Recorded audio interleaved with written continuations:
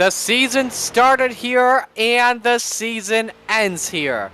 We welcome you to the Charlotte Motor Speedway in virtual Concord, North Carolina.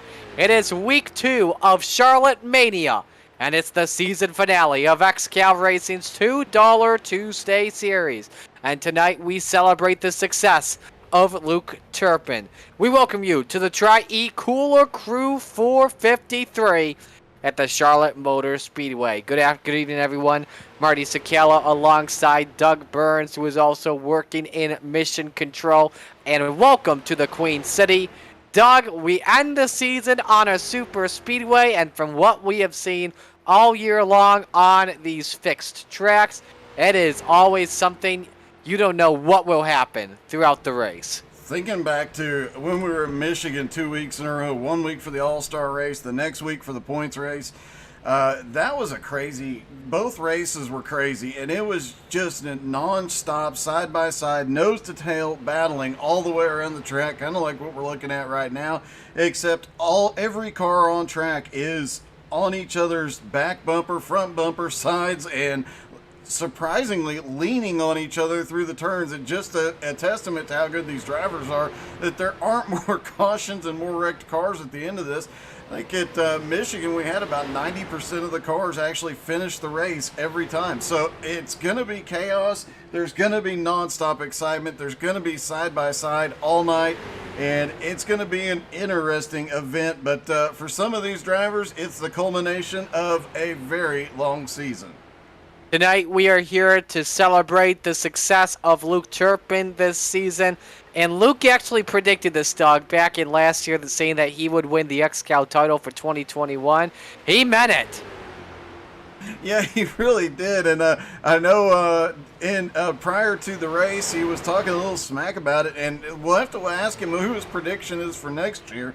I have my guess on who's going to be running and probably pulling off the championship next year. But I'll be interested to see if Luke Turpin says himself or somebody else. And if he says somebody else, is it the same as the person I have picked? But tonight promises to be an interesting night from every single aspect.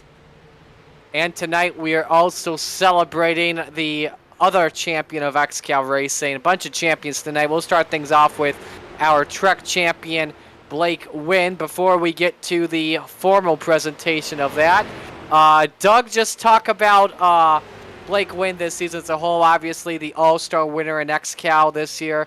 But Blake never even won a race in the truck series. And now he finally got to do donuts tonight. This kid has had a successful season in XCAL. You know, and sometimes you have champions that don't win a race. They just are the most consistent driver throughout the season. That's what Blake Wynn has done here. And it's going to be great it's great for him. And you know what? I imagine a lot of that will carry over into the special events and into the next season for him. Look for him to be a force to be reckoned with. Absolutely. And for the formal proceedings to congratulate Blake Wynn on the championship, let's send it over to one of our longest senior admins in XCAL Racing, Paul Coleman Jr. Paul, good evening. Good evening. Yes, getting aging and gray hair, but yeah, we're here with Blake Kenseth, as we'd like to call him here. 0 wins, 18 top 5s, I believe, something like that, and just an ungodly amount of top 10s. Just absolutely consistent, and just shows that you don't have to be one of those guys to beat Turpin every week or beat the rest of the field. You can just have some solid, consistent finishes. So want to thank you for your participation, showing up for all 30 races, and mighty proud of you there, Blake. So Blake Wynn gets the championship. Blake, let's just talk about the season so far. What have you loved about racing the truck in 2021 in addition to the street stock? I mean, I've really liked how sensitive it is on the throttle. I mean, I've hated it some weeks and I've loved it others. It makes it really hard to drive.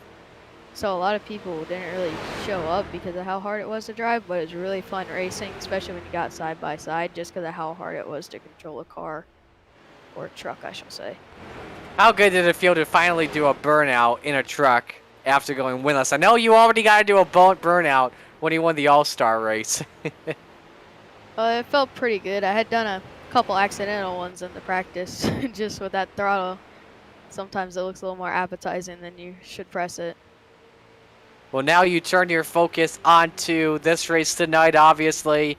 Points are still on the line, but nothing really to gain with it being the season finale and the championship being clinched. Right now, you're just looking at a win. Give us your expectations for tonight. I expect to run up in the front pack most of the night. Hopefully, pull a pit strategy on par with the rest of everybody else, and hopefully be there at the end. Well, Blake, you know what chat to move into. I forgot where we pulled you from, so you click on whichever room you're in, and best of luck tonight, buddy. I'm in the car, so it's kind of hard right now. It's dive bomb chat though. You're in the dive bomb chat. All right, perfect. Blake Wynn in the number 81. Currently fifth quickest right now, and has had a lot of success this season. Currently in points. He comes in, the 81 car is currently 9th, and he's been behind the wheel for all the races this season. Let's bring in the driver that finished 2nd in points. We'll check and see if he is in here. Yes, he is. Let's bring him on in here. That is Jose Gaudino in the number 20, the only driver to compete in every truck race this season and every street stock race in XCAL. It's never been done in XCAL racing history. 2nd in points, though. Jose, you've been one of the best participants all season long. Thanks, Marty. So, Doug, I'll let you take it away here with the interview. Hey, Jose, first off, congratulations. I mean, it's 30 weeks long. You've made 2 races a night for 30 straight weeks. You come home 2nd in points in the trucks. That's got to be a great feeling going into the end of the season. Yeah, it was a long one. Some ups and some downs, but in the trucks we tried to stay in the top 5 for most of the season, and we were in the fight to for the championship almost till the end. So it was a good one. Well, I know it's been a rough couple of weeks in the street stocks. A little bit of bad luck out there, but looking to see you come to the front. What is your expectation here in the street stocks tonight? Are you going to be able to get up front and get the win here? Well, we are still in the fight for the top 10 in teams and top 20 on owner points. So we need a good result today, and we are back in plate races. Last time we were P2 on Texas. So maybe with not a lot of cautions and some strategy, we can try to get a good finish. All right, man. Best of luck. I know you are from Portugal, so why don't you tell the fans at home in Portugal, in your native tongue, please tell them hello and good luck tonight. Olá pessoal de Portugal, venham apoiar a corrida do país e ao resultado que conseguimos fazer. All right, man. Congratulations on 2nd place in the trucks. Good luck here tonight. Hopefully we see you back in victory lane. Thanks. So that's Jose Gaudino. Was 2nd last time we were at a super speedway. That came at Texas Motor Speedway. We'll get to all the race rundowns here in just a moment. Let's talk with a couple of more drivers while we are at it in pre-race. We're going to start things off here with the number 19. Let's bring in Matt Bear, because Bear has been begging me all night long that he wants his rear end to come into the booth from time to time. We got him in for pre-race. Matt, you start on the pole position tonight. Give us your expectations on tonight's race at Charlotte. Wagwan, big man. You know it's gonna be a big race tonight. You know we going 302 miles. There's no telling what's gonna happen throughout the whole race, though. I think Bear's been abducted by aliens. But Matt, what's it been like though working with Luke Turpin as a teammate this year? Ah, man, it's been great all year. I mean, he's helped me tremendously from when I first started running at the beginning of the year with him just to where we are now. Week in, week out, great teammate. Couldn't ask for much more. I mean, to be honest, there's other than Austin, there's probably that nobody else that deserved to have a chance to win the championship than Luke this year. Give us what your strategy approach is for tonight. Obviously, you're on pole. Do you go for those? I mean, I know points aren't really a big thing now with the Shoot, who champions you already. telling, bro? I'm trying to get to fifth in points, brother. We got like a 55 with the 5 points I got for pole. Go out here, lead a lap. That's 5 more. Then we'll see. I don't really know. I mean, I might go for most laps led, but it's the super speedway, man. So everybody's going to be going up front. So I might just try to save it, try to make a good little run at the end, try to get the dub. All right, sounds good. Well, Matt, good luck tonight, man. Thank you, brother. Appreciate it. Y'all had some fun up there. Matt Bear starting from the pole tonight. Let's bring in another driver while we are at it. Let's bring in John Schwartz in the number 01. And Doug, you've got JB Smooth. Hey, John, first off, I know we're not going to be talking about you the first half of the race, but we will be in the second half. Are you going to be able to pull off a win here tonight?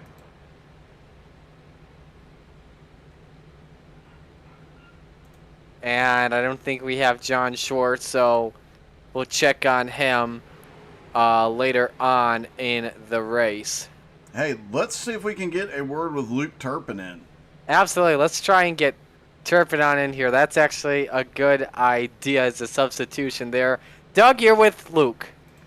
Well, Luke, it is no longer premature to say congratulations. You are the XCAL champion for 2021. I appreciate it, man. It's been a long season, and I knew I could do it. I just had to commit to running all the races, and here we sit.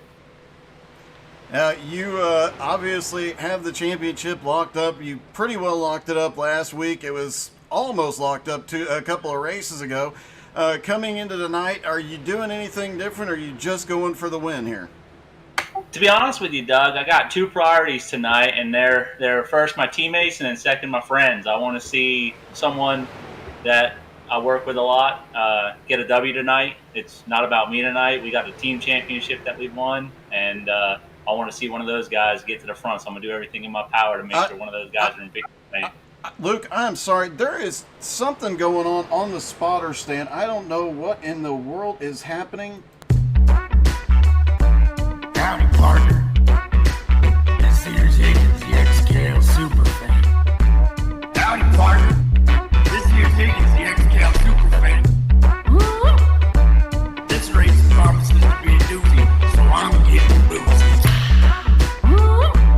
Howdy, partner. I'm so excited for next week's event that I'm shaking. Totally different shakes. Howdy, partner. You're watching XCAL Racing. Woo!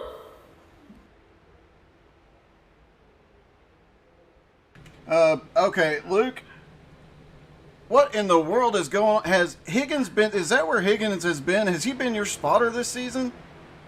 Man, ever since Irwindale, me and him, knocked out a couple beers. He's been on my side ever since, and the XCAL super fan is the champion spotter of Superman. Oh, what an awesome combo to have the super fan be Superman's spotter coming into tonight. I have to ask, did you give him anything special to drink for this race?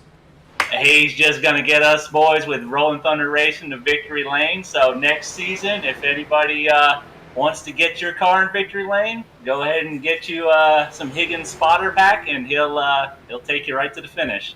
All right, final question. The rumor is at the end of the last season, you called that you'd be winning this season. So obviously you pulled off the championship. Who's going to be the champion in 2022? It's going to be tough competition, man. There's a lot of guys up and coming. Austin, he drives great. Alex Crabster, he drives great. Mason and Bear are on the up and coming. Jordan and Octavio return. They're going to be contenders. But there's always one common denominator, Superman. And I'm looking to go back to back to back. So you're going to get back to back to back ships, huh? That's the plan. That's the plan. All right. I like my odds. Like I always say, you put me in the fight, I like my odds. All right, man. Good luck tonight. Good luck and congratulations to you and to your team and to your awesome spotter. Thanks, bud. Absolutely. That, ladies and gentlemen, is Higgins, the XCAL spotter this time, not Higgins, the XCAL superfan. Want to become the next Luke Turpin or the next XCAL champion? Introducing Higgins, the XCAL spotter pack 2.0. Over 500 messages of Higgins that can be used in any iRacing event available now. To order your copy, send $20 to president@xcalracing.com with note hashtag Higgins spotter pack. So let's break down the event tonight, Doug. While we are at it, this is just set for over 300 laps.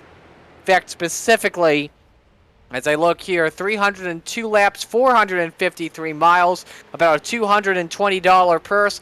The pit window, 80 to 85 laps. So we're looking at a 3-stop limit tonight for this race. Should we have a bunch of green flag runs tonight? Yeah, you want to put money on whether or not we go green to checkers here tonight? There's too many guys out here wanting to get the win tonight. And these guys, obviously, as we saw at Michigan, are going to be pushing hard. Interesting fact about the number of laps. It should be 303 tonight.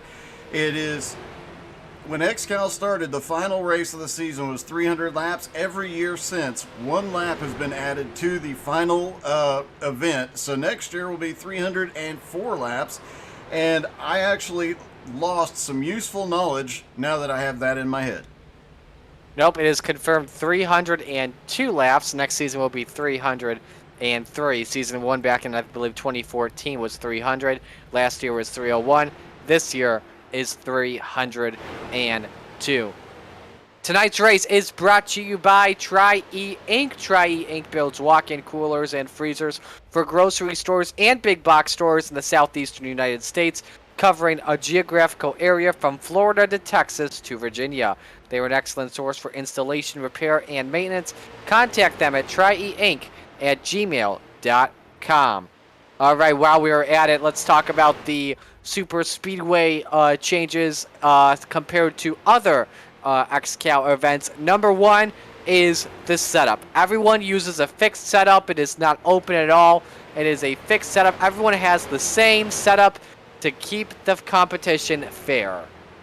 Another interesting fact related to that, with everybody playing the same setup, guys like Luke Turpin, who are notorious for having a setup to stretch the fuel mileage 10, 15 laps further than everybody else, might not see some of that fuel stretching here tonight. But I did talk to a few of the drivers, and especially some of the J&S guys. Don't expect to see them change left side tires more than once tonight, and definitely the right side tires will get changed when they come to pit road, but don't expect to see left side tires changed, and see a little bit of different fuel strategy depending on how they come to pit road and the all the different things that could happen on track. Cautions obviously could change everything, but some of these teams are going to be trying some different fuel strategies just to get up front and have some track position here tonight. And another thing we should talk about here are the restarts. There are no such things as control cards when you come to the Charlotte Motor Speedway on restarts. You fire at the green flag just like you would do at a normal start. And that'll make things a little bit more interesting, as you could have somebody on the outside or even the leader that could slip, spin the tires, have a problem on the start, stack up the entire back of the field. Those kind of things definitely always come into play in any race. Restart's always notoriously dangerous, but when everybody's got the same setup and they're inches apart, yeah, things are going to get really interesting. And remember, some of these guys are out here wanting to get their first XCAL win here tonight. I know of a couple of drivers who feel very confident that they could pull off their first XCAL win here tonight.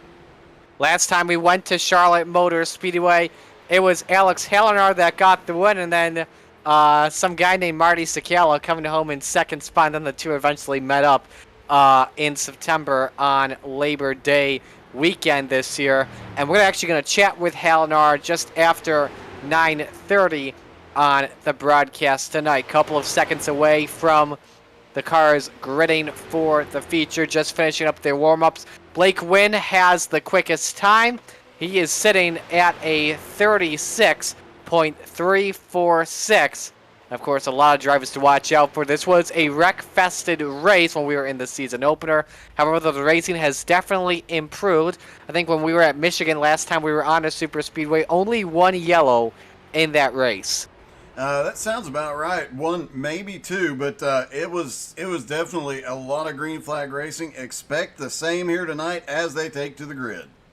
Yep, all right, ladies and gentlemen, here is the starting lineup.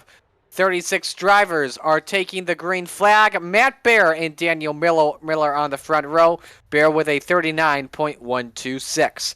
Row number 2, it's Blake Wynn and Mason Foster.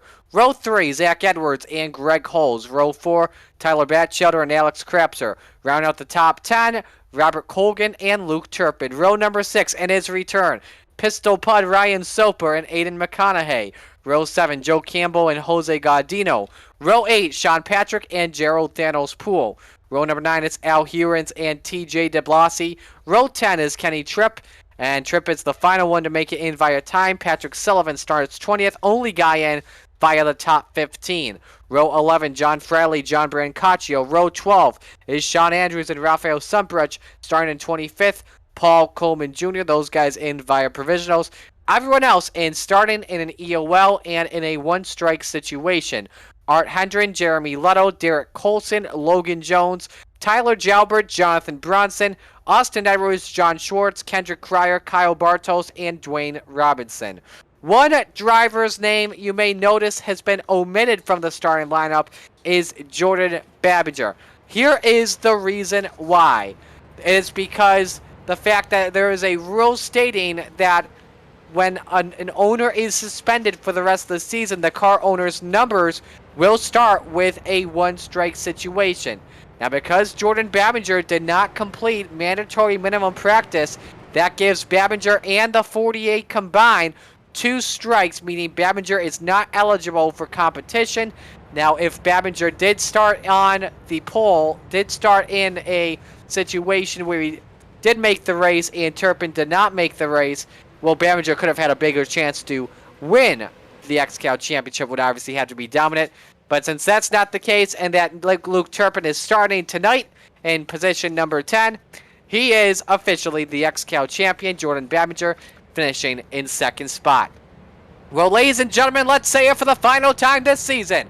Race fans, strap in and hold on tight, because these men are about to turn them loose and drop the sledgehammer. The JT's Mobile Pressure Washing Paste Truck is in pit road. Baron Miller, the front row. Ladies and gentlemen, it is showtime XCAL style from Charlotte. And noticing on the start here, there's a couple guys getting a little push early.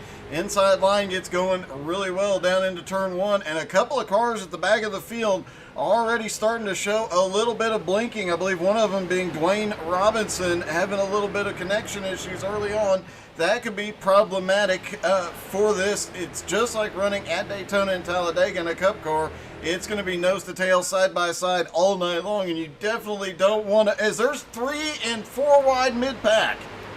One driver going to the apron early on. That's Joe Campbell in the 4, and we got Five caught wide. to the wall early on. Art Hendren in the 21, as well as the 5 of Derek Colson, and they keep them straight, luckily. Lap 1 in the books, led by Matt Bear, but here comes Zach Edwards in the 88 to the outside, looking for the race lead. And it looks like Zach was scored as the race leader coming out of turn 2, but now they're side by side. Both drivers have a bit of a push. Can you believe 5 wide out of turn 4 on the first lap? These guys are definitely going for it. It looks like Kyle Bartles already coming to pit road after that incident.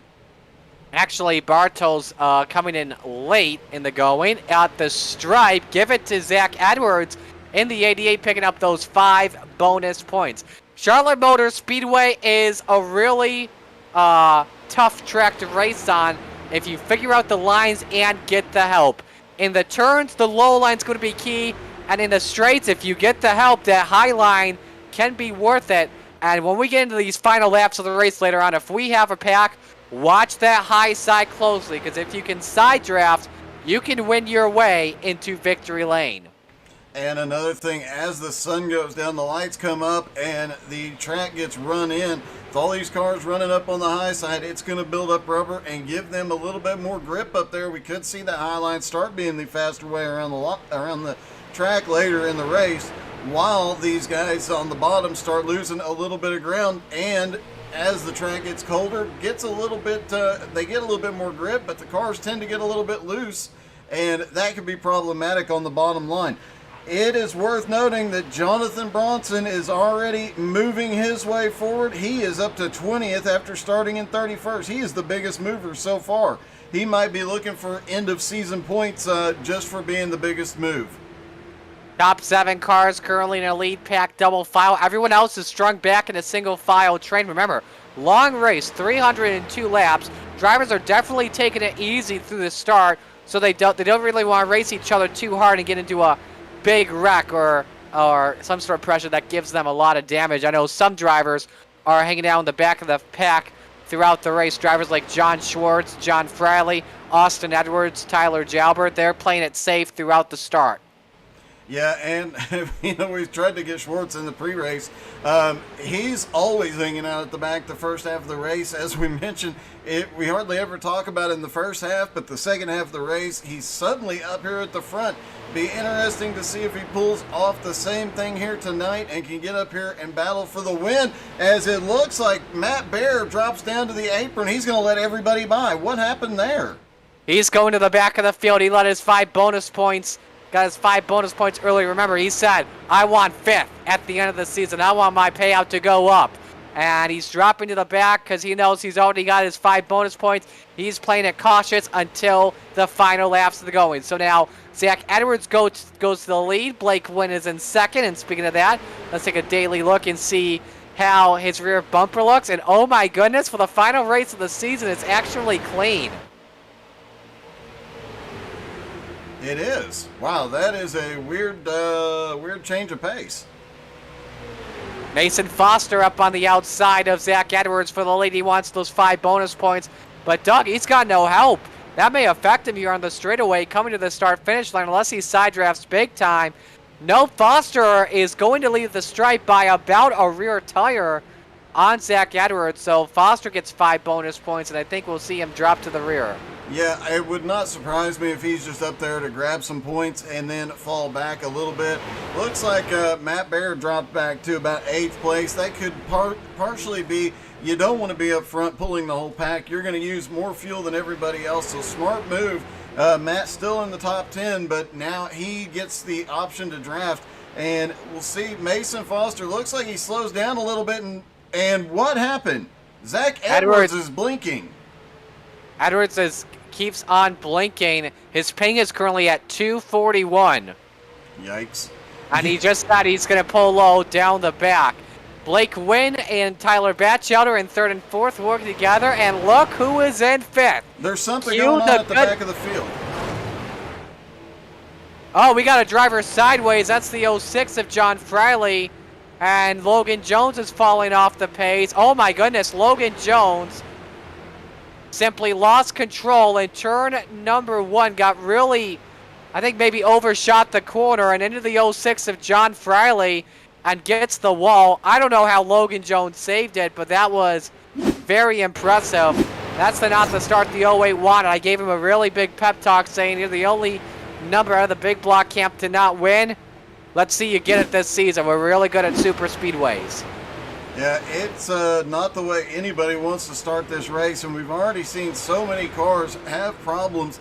Obviously, the 5-wide situation on lap 1, and there's several other situations already occurring. I'm surprised to see guys getting loose already, but it does happen from time to time, and these guys are pushing these cars to the limit.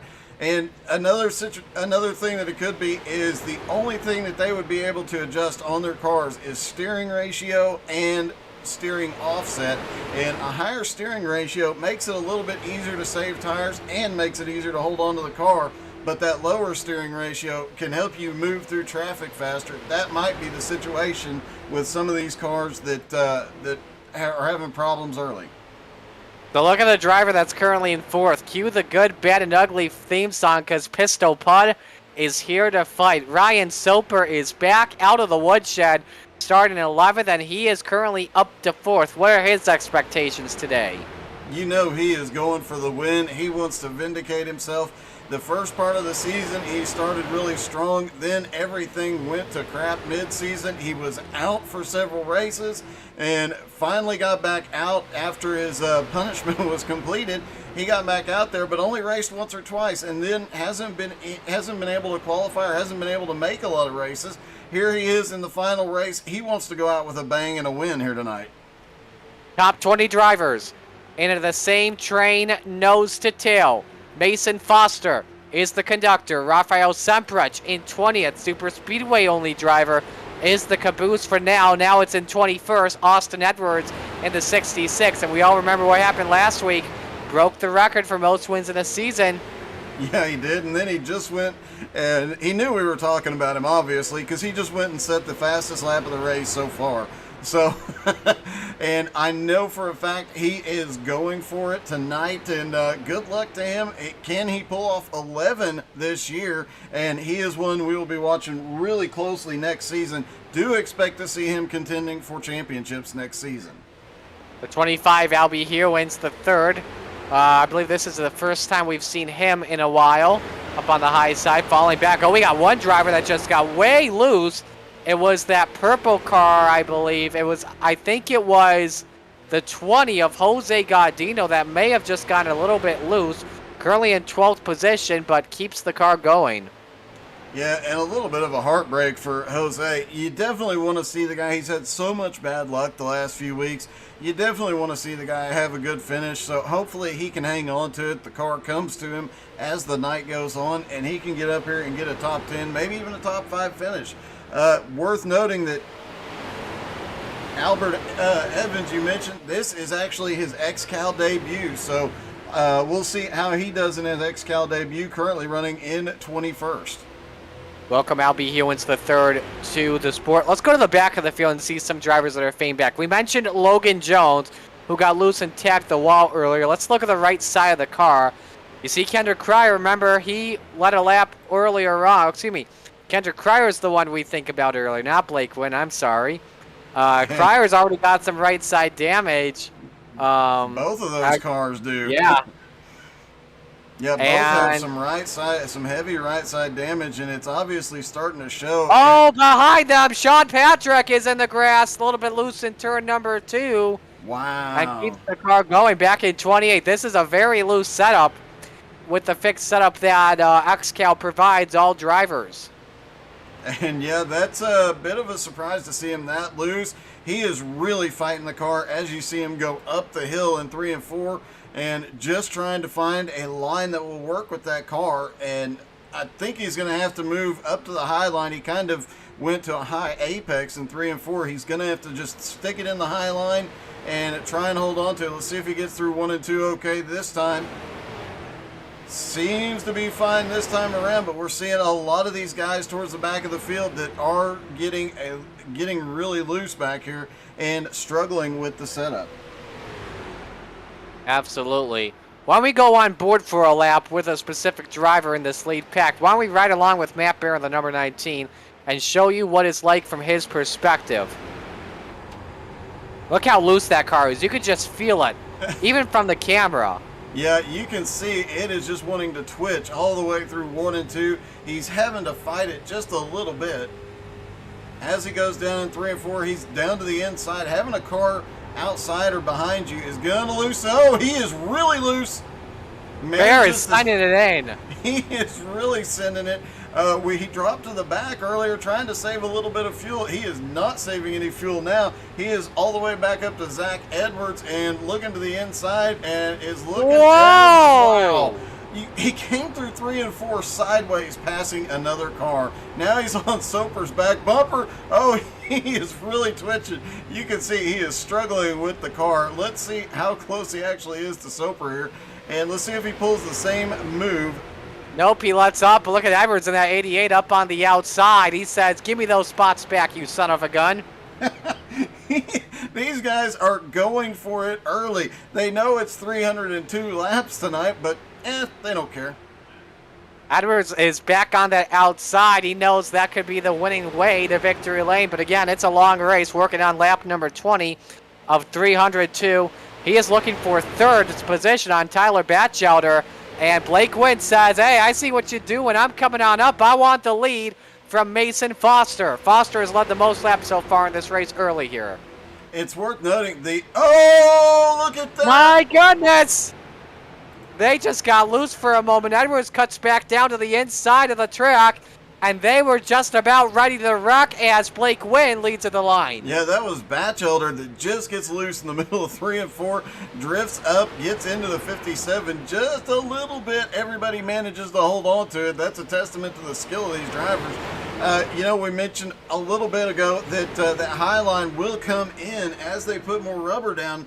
A lot of the pack is single file right now, but the more guys they can get running that high line, the sooner it'll rubber in, and the faster it'll start having grip and being the faster way around this track, or at least equal to the inside line. Things could get really interesting. We've got 3 cars up top right now at the front, and I do believe I saw some more. Let's go back to the back. There were some more up there a moment ago. It looks like the 999 is the only one up top right now. This is a 23-car pack now. Thanos Poole snapping at the back right now, behind of Albie Hewins the third. John Fraley hanging back in 24th position. Top 6 were 2x2 double file, and Aiden McConaughey in that 57. That's the same number Alex Hallinar won with in the season opener at the Charlotte Motor Speedway. Staying in 4th spot, but Foster wants the lead back from Blake Wynn. Blake Wynn, oh my, I think Foster got it at the stripe. That went down to the 10,000ths, by the way. It's going to be, I guarantee you it's going to be a close finish here. The races at Michigan, they were literally showing and scoring .000 at the finish or .001 at the finish. It was that close. Both of those races at Michigan, fully expect to see a finish that close again. And I have to do a quick shout out because Gerald Poole is running a new paint scheme tonight for the John Paul Jr. Huntington's disease charity, which he has actually put on a race series for, and a lot of the XCAL guys were in it last Thursday at Michigan. Expect to see a few in it again this Thursday. And you know what, Marty, you should hop in a GT4 and run around Daytona Road Thursday night. What time? I may be there. Let's see, what is it? And what day? It's Thursday at, now you're making me do maths, 9 Eastern. Ah, son of a gun. I wish I could, but I have a race I'm calling on Thursday night, unfortunately. I am booked Mondays through Thursdays. Change for the lead, by the way, it was Mason Foster on Blake Wynn. Going back to Thanos, you want to know what his paint scheme looks a little similar to? What's that? The Bill Elliott throwback when he drove the course number 9 scheme for Melling. I have to agree. Now that you mention that, it really does look like that old paint scheme, and it is really cool. I know he does a lot of his own paint schemes, and that's why they look so awesome when he's had the Tennifer Gin and now with the John Paul Jr. charity on it. Awesome paint scheme for him, and I know a lot of the J&S paint schemes he's helped do, so awesome to see that. I think he did the 25 right in front of him. Albie, is it Hewins? Hewins, the third there in the 25 car. That's a Gerald Poole paint scheme, I do believe, as well. Want to give a shout out to another driver in this lead pack, currently in 10th position. Welcome back, TJ DeBlasi, in the Smoky Bandit number 13 throwback, working with Greg Holes and Luke Turpin. And you know what? We heard Luke Turpin say, hey, he's not worried about winning tonight. He's got the championship locked up coming into tonight. He doesn't have to worry about winning. He's going to help his team. He's going to help his friends. And that's the way his night's going to go. So it'll be interesting to keep a close eye on Luke Turpin as the night goes on and see who he helps push to the front and see who he gets in the way of to help teammate and friends. We got one driver up on the outside that just got loose for a moment. It's Tyler Jalbert. He's falling back to the rear of this pack, going to work with his big block teammate in Jonathan Schwartz. Final race for Tyler Jalbert as a... The 999, did you see the smoke coming up? He was loose. enough that he was smoking off the turn. That was Sean Andrews right behind her, right in front of Jailbert, was just smoking through 3 and 4. Andrews currently in the 19th position. You see Patrick Sullivan up there in the number 16, trying to see if either he can make something work on the outside or if he just wants to fall back. Semprich just getting loose off of turn 2. Got to be very careful of the exits here at Charlotte. Yeah, it's a bit tricky in any car, but another interesting fact about this track is turn 3 and turn 4, I don't actually know what direction they're facing, but when you go into turn 3, there's actually a wind coming down the back straightaway that is across the nose and can make a lot of cars push up. That might actually play to some of these guys' advantage here tonight. As loose as the car is, having that little bit of extra air on the nose, it's slowing the car down and pushing it up a little bit. Raphael gets way loose off of turn 2. Having that little bit of air might be beneficial. So just taking a look at this on the map, right now as they come off of turn number 4, the drivers are going south. When they go down the back straightaway, that is north. That'll explain it. North wind down into turn 3. I've always meant to look that up. Thanks for pulling that information up. That, when you're in a Cup car, you're in a truck, you're in an Xfinity car, you hate that entry into turn 3 because you've got that air that is just making the car push and head to the outside wall. These guys having so many struggles with being loose here tonight, that wind across the nose causing them to push just a little bit, that might be of an advantage. We haven't mentioned Aiden McConaughey yet. He has worked his way up to 4th now after starting in 12th. Yep, again, that 57 won the season opener at Charlotte Motor Speedway. 2 wins this season for the Halinar Racing team. McConaughey won earlier in the year at Rockingham Speedway in North Carolina, and then Halinar, as we mentioned earlier, won the season opener at Charlotte Motor Speedway. So again, this remains a 23 car backpack. Let's go behind and see some other drivers that are working together in a second train. It's currently being led by John Friley with Logan Jones, Kendrick Cryer behind him. Also Joe Campbell, Dwayne Robinson, Sean Patrick, John Brancaccio, and Jeremy Luttle. That is 24th through 31st. Yeah, and these guys might be in the best position right now because we haven't mentioned it yet, but it's going to happen. There will be a big one. This is, for the street stocks, it's like driving at Daytona and Talladega in a Cup car. Inches off of each other's nose, inches off each other's bumper. We've seen a lot of issues already that were minor, but guys managing to save it. There will be a big one. It's not if, it's when and how bad. And it's more than likely, as we see more battling up front, we've seen most of the side-by-side action up at the front. These guys, this is probably somewhere in the middle of this front pack is probably where that big one will come from. And then chaos will ensue. That pack behind, they're probably going to have enough time to react and get out of the way, save those cars. A lot of those cars already have a bit of damage, but nothing significant. They're still running roughly the same speeds as the leaders. And we also have a couple of drivers. The leader is approaching, and that will be lap traffic. That's Art Hendren in the 21 and Paul Coleman Jr. in the number 18.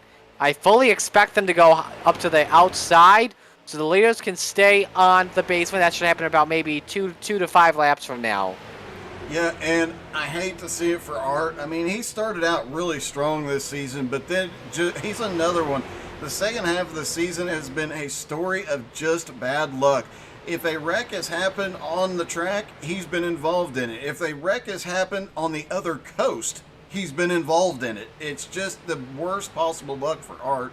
And was hoping that he'd pull off a good finish here tonight. It's not looking great. Hopefully he'll get a perfectly timed caution, get back on the lead lap, and get the car back where it needs to be. Looks like he probably has a bit of damage there. And Paul Coleman, we haven't seen him run the full season, but we'll have to see how he does tonight. Hopefully he can maintain the lead lap as well.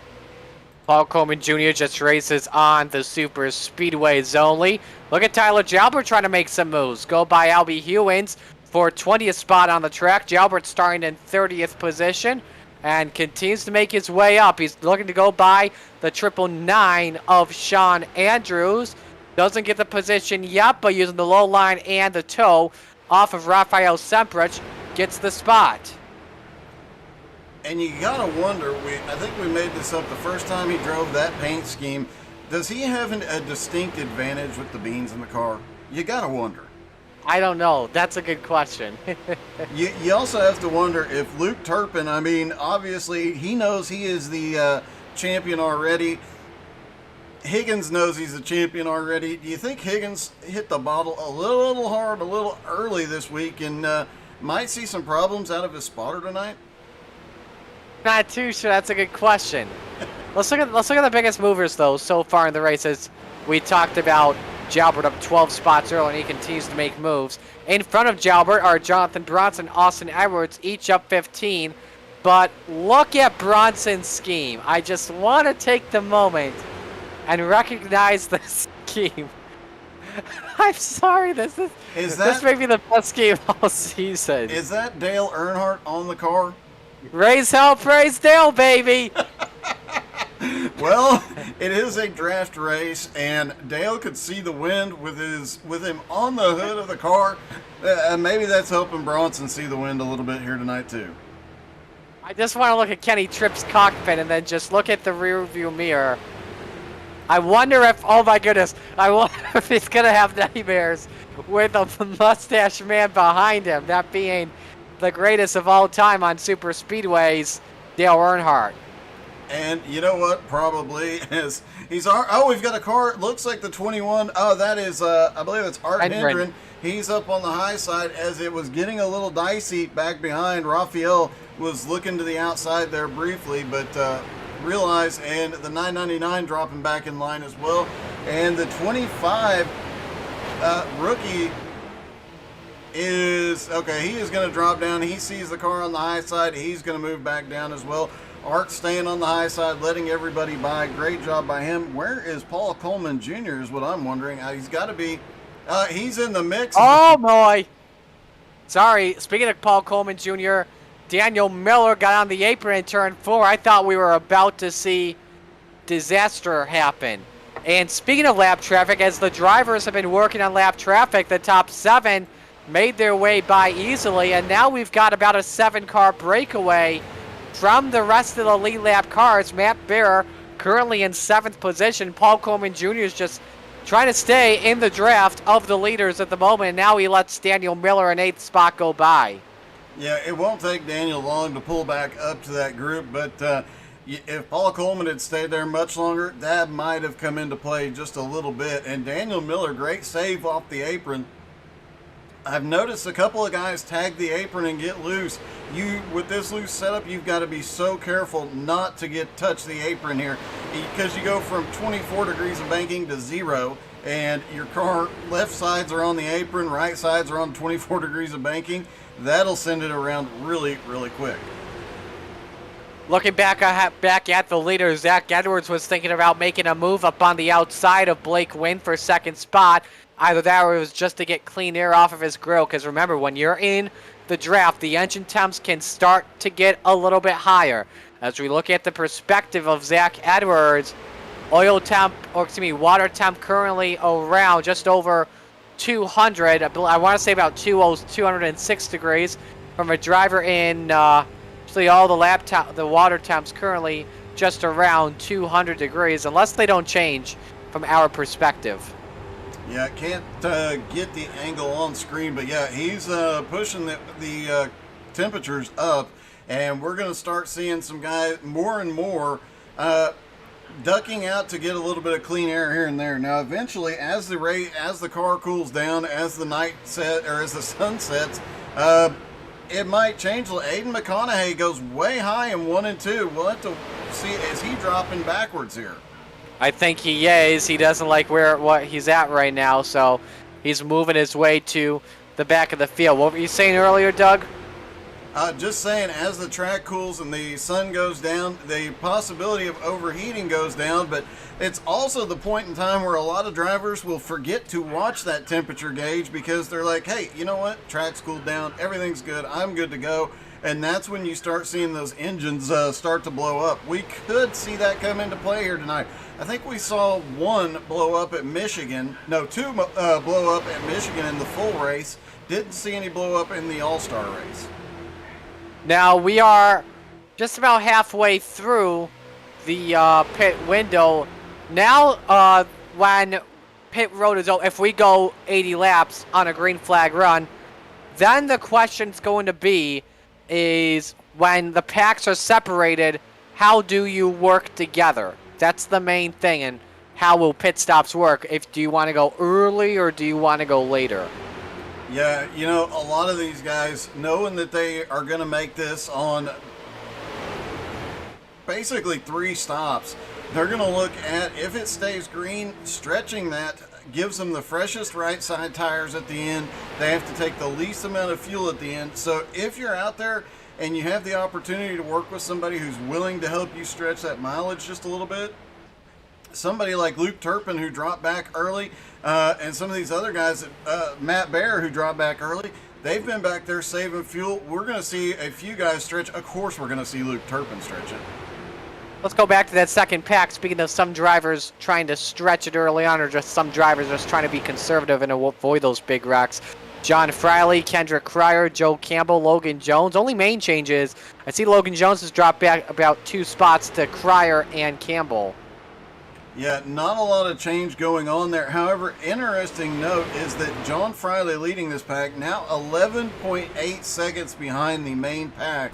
And that keeps kind of jumping up, then jumping down a little bit. It seems like this pack is just not working together as well as they need to. Looks like at the moment they've got it figured out. But, you know, they gain a couple tenths on a lap, and then they'll lose a couple tenths on the next lap. And they need a caution to get back up to the lead group right now. Go back ahead as a couple of positions are changing. Rafael Semprich up on the outside. Losing some spots to Jonathan Brunson and Tyler Jalbert. Semprich currently in 18th, and I think, did we just have Semprich? Nope, excuse me. I think we just had somebody blinking again for a moment. May have possibly been Zach Edwards. And for the lead. Bronson is blinking.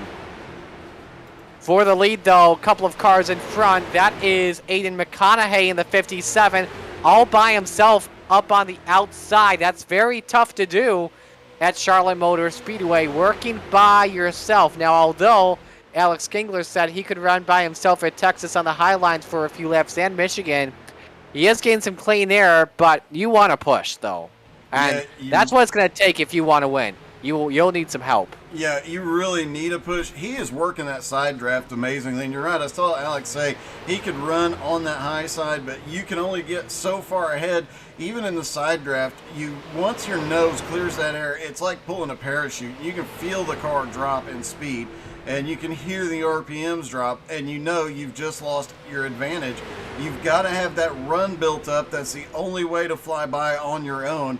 He obviously had the run earlier to get himself up into second place, has no help, has no run up there on the high side, can't get back to the bottom and rebuild it. So he's just doing everything he can to stay up there and stay relevant right now until somebody jumps up there to help him. But it doesn't look like he's going to get any. Pack is kind of separated just a little bit.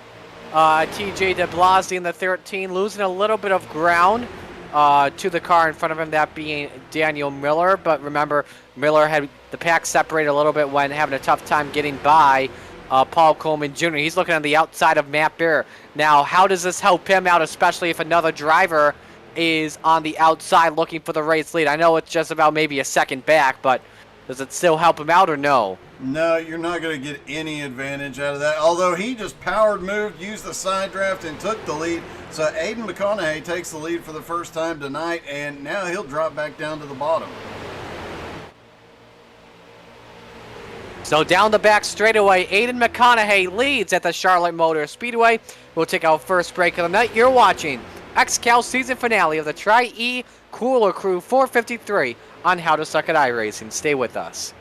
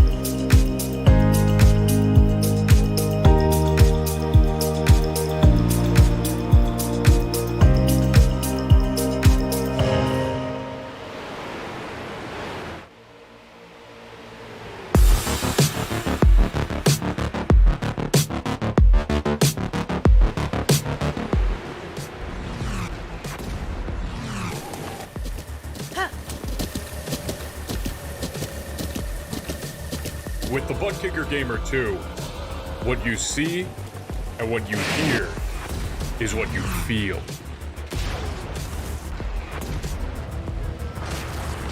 Butt Kicker. The future is feeling.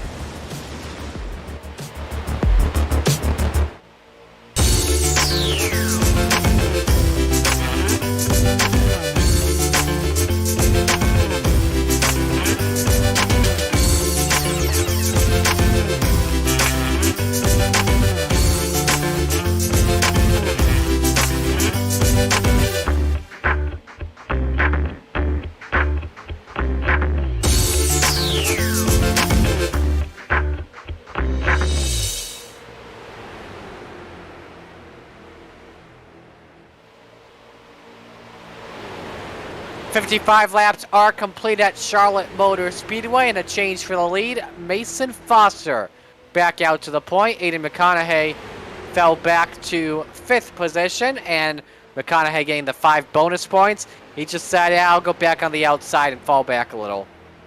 Yeah, it looked like he was just going up there. You know, all these drivers still have points battles going on and looking for some team points, looking for some bonus money at the end of the season. It looks like he was just hopping up there to get some bonus points, see if he can improve his overall position. And yeah, he got his job done, and now he drops down to the back into 5th.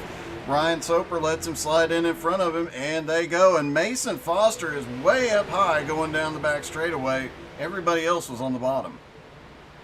Check out xcalracing.com/shop for all your XCal needs, from apparel, hats, towels, and more from all your favorite teams. Our newest categories include Wolfpack American Days and the Legend Will Petey. Definitely glad you all could join us, Mari Sakala alongside Doug Burns, for the XCal season finale. It's the Dry-E Cooler Crew 453 from Charlotte Motor Speedway, part of 2 weeks of Charlotte Mania. Last week we were at the Legends Oval. This week we are running the full 1.5-mile quad oval. Let us know where you're watching from in chat and who you're rooting for. Danielle Sargent in saying good luck, JNS Racing, JNS2, Danny's Game Changers, Albert Hewins in his debut tonight, Joe Campbell, Mason Foster, Sean Andrews, Gerald Poole, Alex Krapster, Zach Edwards Racing, Chris Johnson, who has driven the 18 in the past, says these broadcasts are awesome. You guys do a killer job. Joe Lloyd says, nice job, boys. Thank you. We appreciate it. Stephen Jody Haggards rooting for Mason Foster tonight. And we have Alex Gingler, obviously, watching it tonight as well on the Twitch feed. And this is interesting here. Yeah, what is going on? I almost thought Mason Foster was trying to break the draft, but man, it's getting a little dicey out there. They know they're about 20 laps. We're actually starting to see a couple of guys hit pit road. I'm not sure what the heck is happening here, but every time they come down the back straightaway, the last 2 or 3 laps, everybody just starts snaking all the way down the back straightaway, and it's a little concerning to say the least. They're snaking like it's the Indy 500, and Foster's doing it once again. I think it's a way to have a better exit off the turns. You know what I mean? Try and maintain better control of your car. Could very well be. They're doing it 60 laps into the run, so it could be as the tires go. That's the easiest way to maintain their momentum. But and Mason Foster is definitely the one that started it. Obviously, down the front straightaway, you're constantly turning. Down the back straightaway, you want to keep it as straight as possible. So it is a bit peculiar. There's got to be a reason to it, but a little confused seeing that happen, as Batchelder looked like he had actually got loose off turn 2.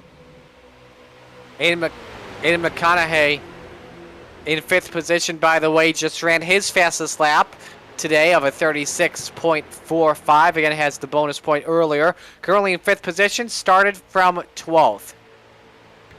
Yeah, and has already got the lead, now settles back in for the remainder of the race. We'll see how long before he jumps back up there. Could have also been a test run just to see what it's going to take for him to get up there. We saw him fight by on the high side, and it looks like Rafael Simpruge is on the march on the high side. He was back in 20th just a couple of laps ago. Now here he is up in 12th. And he's working with Tyler Jalber in the number 03. Simpruge up to 12th position, started in 24th. His next attack will be Luke Turpin, the champion, for 11th spot. Semprich and Jalbert needs a little bit more help behind the 03, and doesn't look like they're getting it, just those two on the top shelf. It does look like they are employing a little bit of bump drafting here, as Jalbert was pushing him down the front straightaway, watching to see if he gives him a push on the back straightaway. It looks like he did give him just a little bit of a nudge in the middle of the back straightaway and trying to pick up some speed. Semprich has got a nose ahead of Turpin now as they come off turn 4. It'll be interesting to see if he can push that car past him. It looks like he's actually going to clear Luke Turpin, so whatever they're doing, those two cars really working well together on the high side. Have to be very careful, though, bump drafting. You got to make sure your bump draft is lined up perfectly. If it's not, you are sending that driver around and around, and it will not end up well. Yep, and as anybody who's in any iRacing officials know, it's Talladega week, and the first question you always hear, especially in the ARCA races, hey, can you bump draft these cars? No, it is not a good idea to bump draft in an ARCA car. It's not the best idea to bump draft in these cars unless you have somebody you trust in front of you, and the guy that's pushing, you can trust him to do it correctly. Otherwise, chaos will ensue. Did you just see Greg Holmes in the 61? What a close call coming across the start-finish line. He pulled a Dale Earnhardt move of the pass in the grass, but it wasn't a pass. And, yeah, I imagine, we're seeing a little bit of handling going away. I wouldn't be surprised. Let's see if it happens. I doubt it happens to him 2 times in a row, but I think the handling's starting to go away on a lot of guys' cars, and things are going to get a little bit more sketchy for the next 15 laps until we see pit stops and guys start to take right sides. It's worth noting that, a full tank of fuel, they can change 2 tires and fill up in less time than it would take to change 4 tires. So that might come into play, as well as TJ DeBlasi is making his way forward and just ran the fastest lap of the race. 36.26, checking to see, because some drivers were ducking below the blue line. If any drivers are coming down pit road, that doesn't look to be the case. But Jalbert and Semprich continue to make their moves up to 9th and 10th. In fact, Semprich just ran his fastest lap of the day at a 36.34. Yeah, they are definitely not slow. They have got something figured out. Those two guys working together, they have something figured out that's working really, really well for them. And I'd imagine that the leaders up here snaking down the back straightaway to break the draft as much as possible is probably making just enough of a hole in the air that these guys are picking up just a little draft here and there from those lead cars and starting to make their way forward. Now, Pud moves up.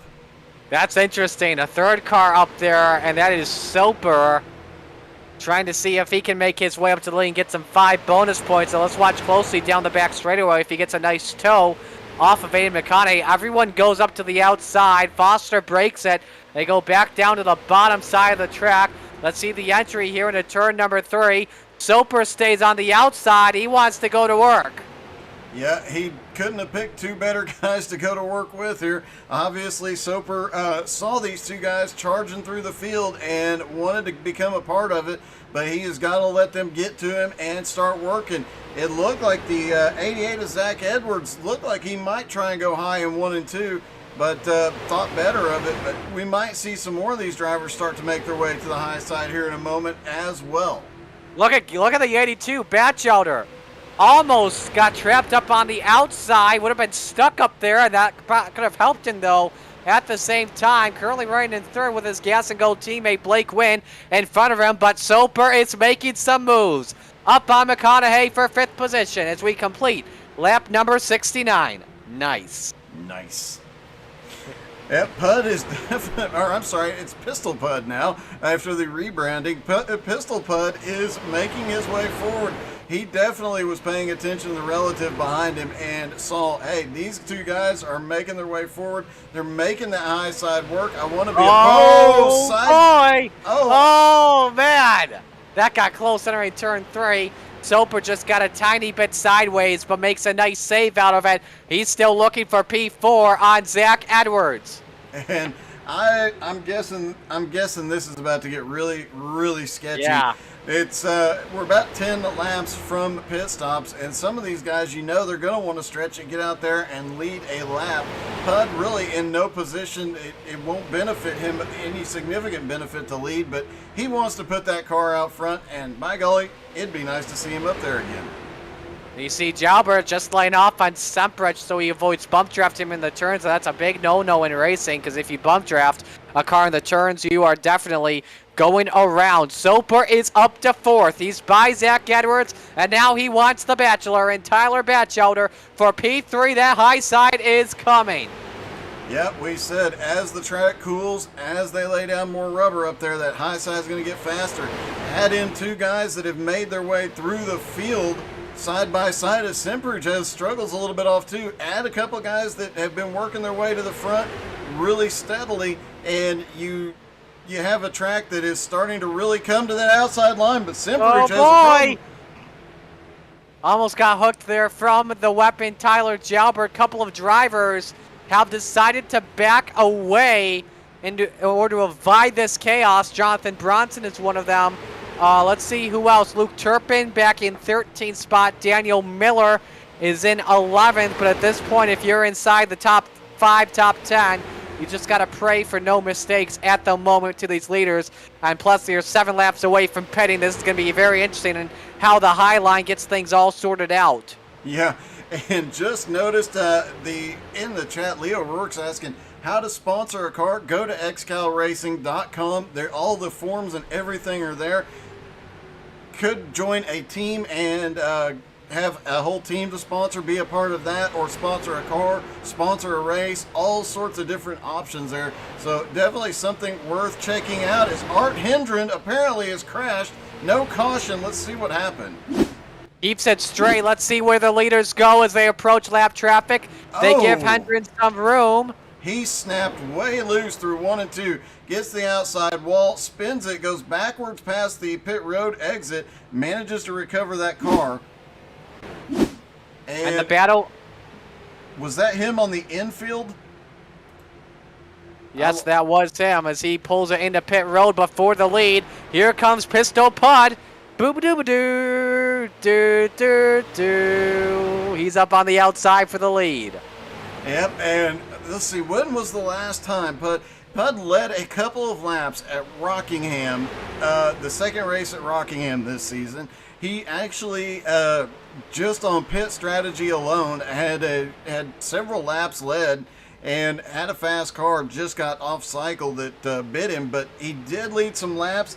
Let's see if Pud can get some laps led here tonight. It'd be awesome to see a comeback from Pud going into next season and see him get back up there. After going up on the outside, the high side falling back, and now they go single file. Pistol Pud drops down in line, leaving Jalbert and Semprich by themselves. But this is definitely to sort things out when it comes to pit stops. Man, that was a bold move by Pud. He was not very far behind the 82 of Tyler Batchelder, and almost it looked like he was just an inch from hitting the back of that car. Caution! Yellow flag is out, and we're looking to see what it is for. We are not sure. We're going to have to go through iRacing and see why the yellow is out. I don't see anything. Art Hendren came off. Oh, hang on. Wait. The caution came out by mistake. I'm going to bring in real quick. So that's going to change everything when it comes to pit stops. I'm actually going to do a favor here real quick and bring in PDJ Zeller to just get an explanation on what just happened there, because I think a bunch of fans are a little bit confused. PD? I'm sorry, Mario. 1 second. I'm giving out a penalty right now.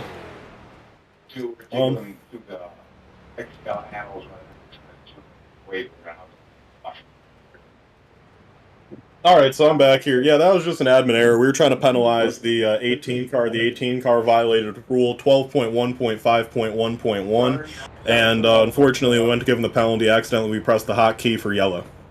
All right, 10-4. Thank you very much, PD. Yep.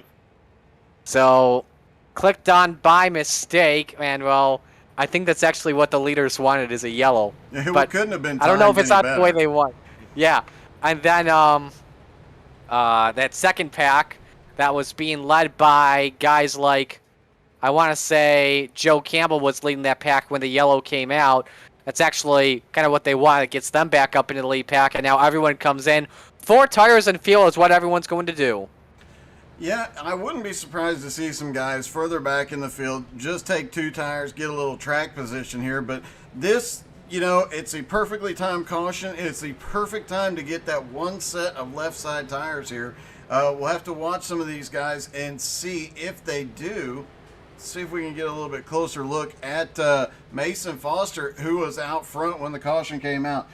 2 drivers stayed out. That is Sean Patrick and Jeremy Lutto. Patrick trying to get bonus points, but I don't think he's going to get credited. Nope, he got credited for 14, so that's not going to work in his favor. So I believe Patrick and Lutto will come in, because no way on earth they can go 80 more laps, because we're at the window right now and they haven't pitted. And just watching Mason here, I couldn't tell if his left sides went up or not. It looks like he's been on pit road long enough to get left side, so I think he did get 4 tires and fuel. It looks like the 88 right behind him of Zach Edwards also getting left side. Yep, I can see now from this angle he does have his left sides up. So everybody getting 4 tires and fuel here tonight, and I'm not surprised to see this might be the only time we see left side tires here tonight. We'll see what happens here. Race off pit road. John Brancaccio wins the race off pit road. Soper comes out second. Third, look at, oh my goodness, they're 4 wide of the race off pit road. They were nearly 5 wide and triggered a big wreck. So I've got Brancaccio, Soper, Tripp, McConaughey, Wynn, Friley, Jalbert, Edwards, Miller, and Jones, Logan Jones. It is a lot of chaos coming off of pit road. We missed out on seeing them come off 3 and 4 wide, but holy cow, they were 2 wide, all of them coming off of pit road, and it's definitely a bit of a surprise to see them pushing this hard off of pit road. Once they hit that commitment cone, their position is set. So, they got getting a little crazy there. It's like they were pack racing on the race off too. Yeah. So Jeremy Lutto staying out, and he will get 5 bonus points for leading a lap. Let's give you a fun fact about Lutto's stats here. We're waiting for the waves to come.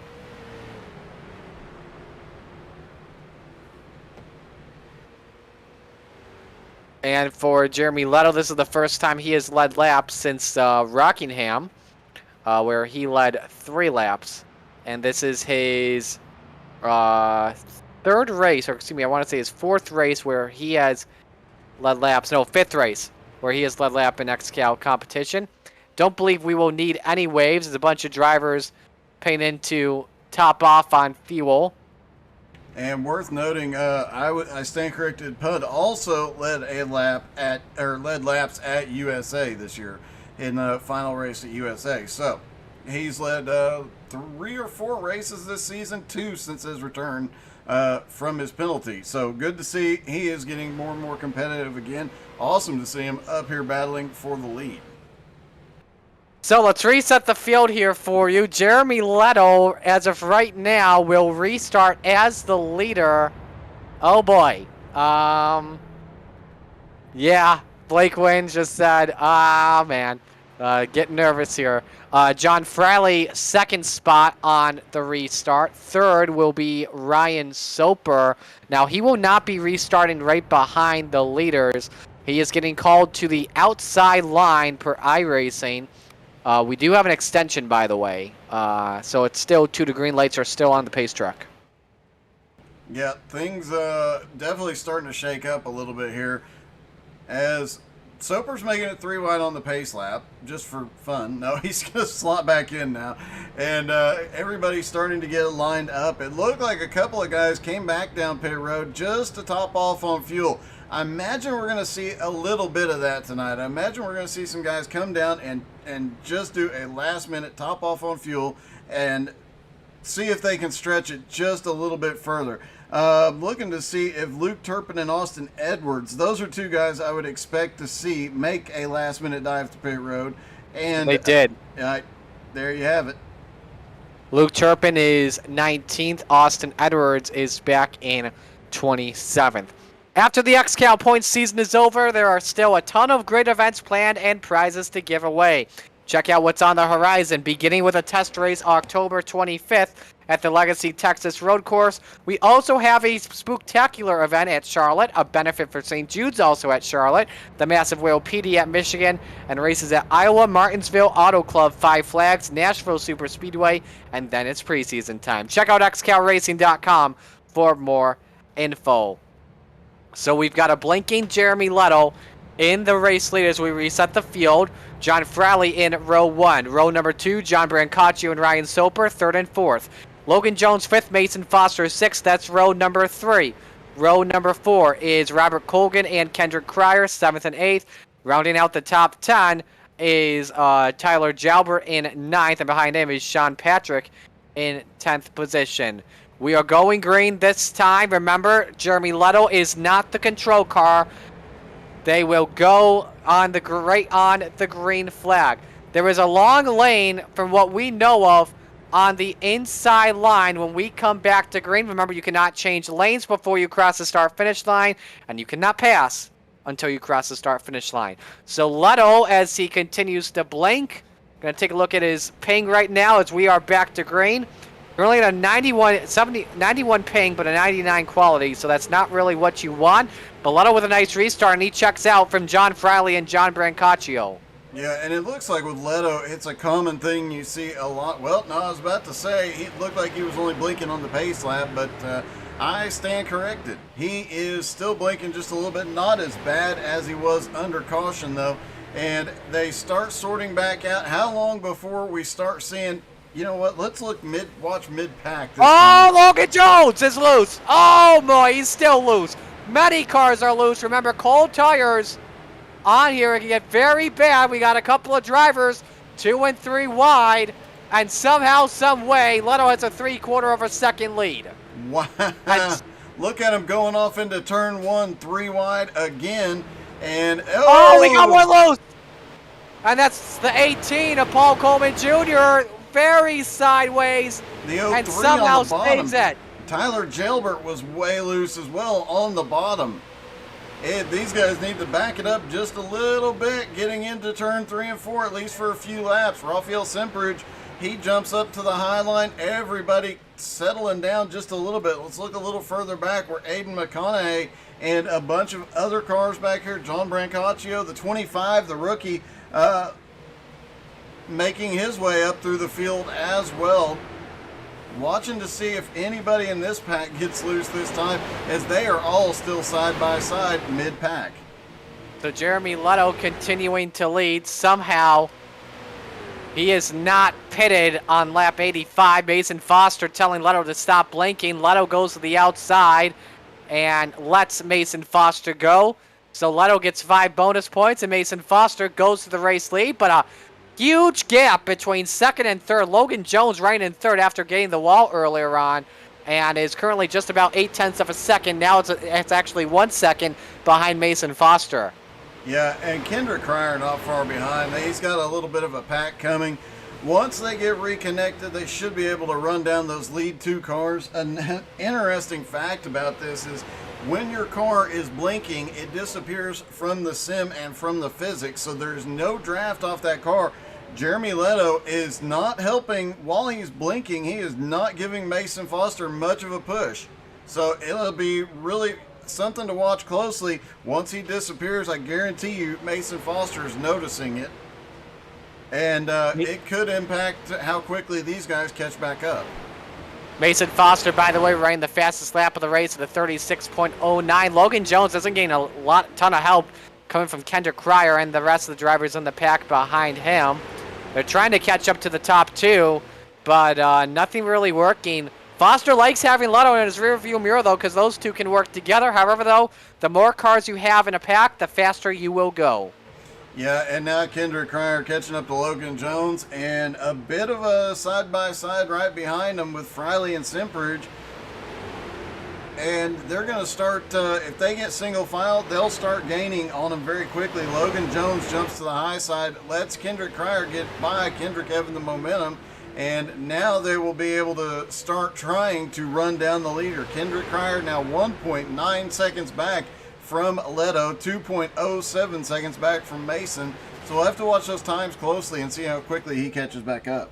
And the reason why they have lost a ton of time to the top two is because they are not working together. They are 2 by 2 still in this pack.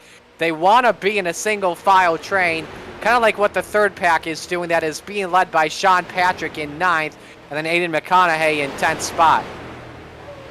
Yeah, and interesting, the first half of the race, it was just, or the first part of the race rather, it was just 2 distinct packs. This race, it is, this part of the race, we've got now 3 packs going on, and starting to see a little bit more breakup as you're going to start probably seeing some guys find who they want to work with, and those little groups stay together.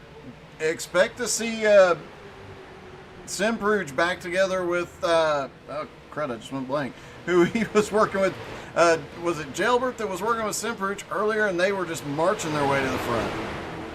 I don't even know, but somehow Jeremy Leto has gone 90 laps without a pit stop.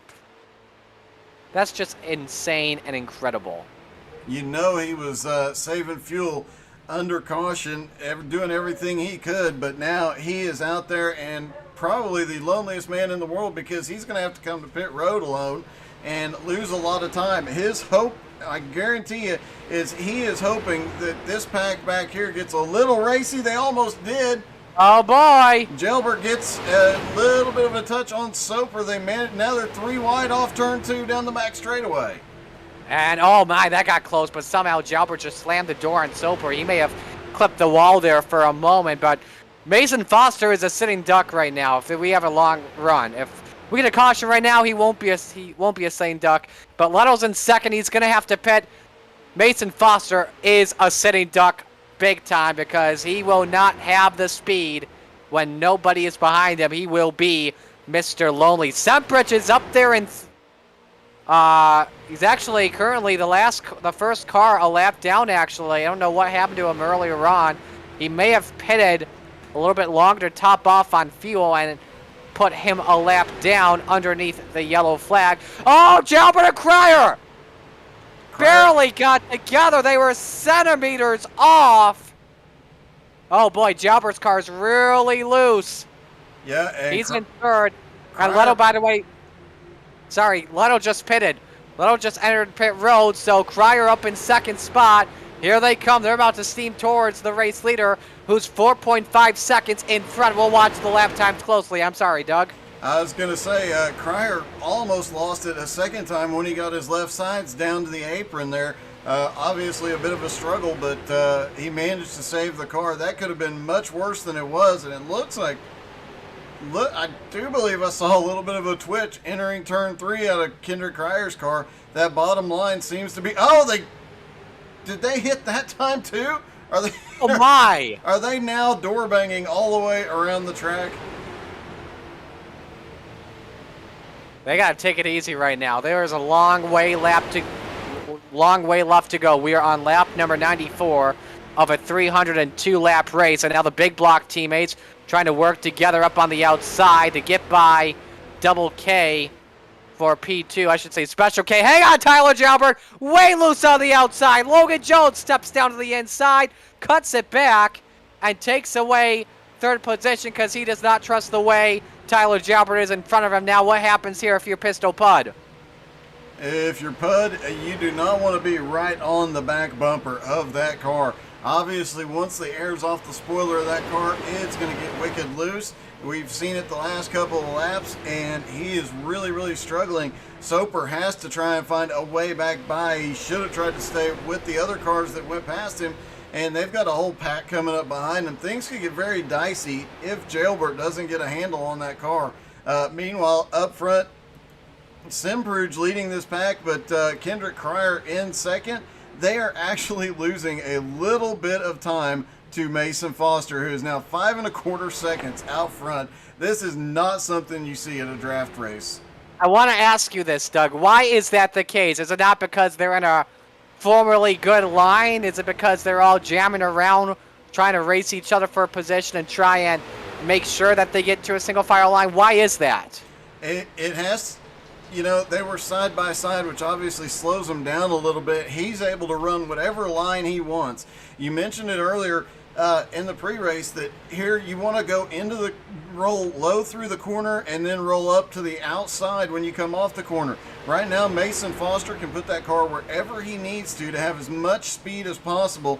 These guys finally starting to line up a little bit, but they are still seem to be losing a little bit of ground until they get lined up and start really working together. But you got guys back there still looking like they might make a move. Everybody kind of mirror driving. They need to communicate and just say, hey, let's stay in the line and work our way back up here. But it's going to take a coordinated effort to catch back up. Back behind all this too wide racing, they're not getting a lot of help from further back in the pack. Aiden McConaughey and Dwayne Robinson going to work for 6th position as 2 through 5 have aligned properly now. Dwayne Robinson, a race he would like to forget was last week. Yeah, now Ken. Go ahead. I had to think back to last week. Yeah, that was a difficult week for a lot of drivers. Dwayne Robinson up on the high side at the Legends Oval. Tyler Gelbert all over the back bumper of Pud.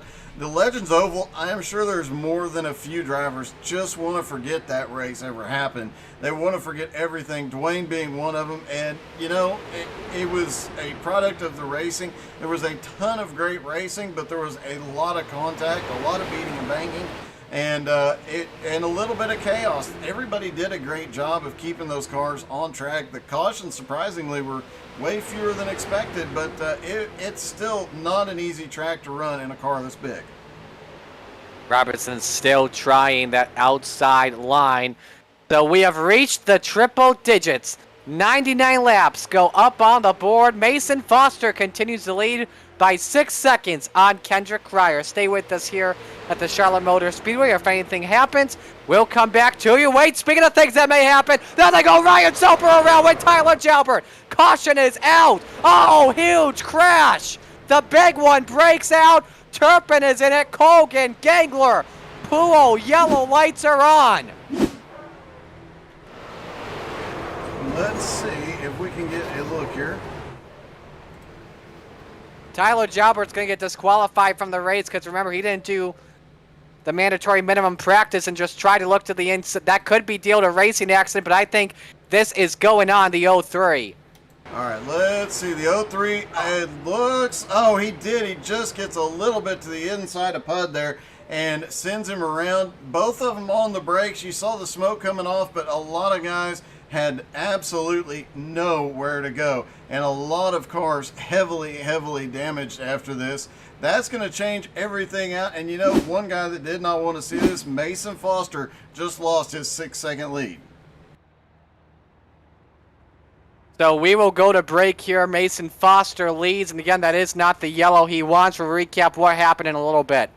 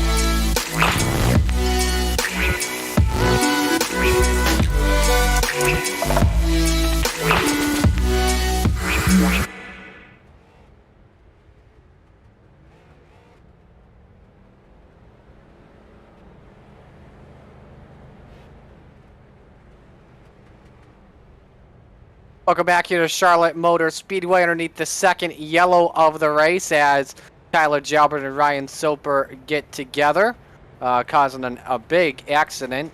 Ryan Soper, Tyler Jalbert each get EOL penalties for a racing accident.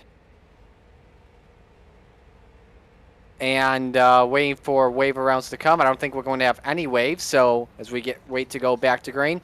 Butt Kicker is known for their transducers, including the Gamer 2 that adds instant immersion to any game. Unlike a subwoofer that moves air, Butt Kicker products move actual mass, producing a haptic immersion that's powerful and accurate.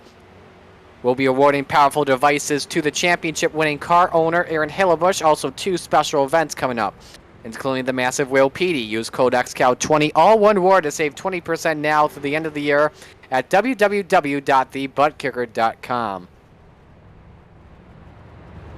Looks like Aiden and Blake Wynn are going to start up front. It looks like everybody came to pit road this time. No oddball pit strategies. A lot of cars still trying to get some repairs done here. We'll have to wait and see how many get back out on track. Currently, it looks like 21 cars on track at the moment, and about 4 on pit road and several that lost laps.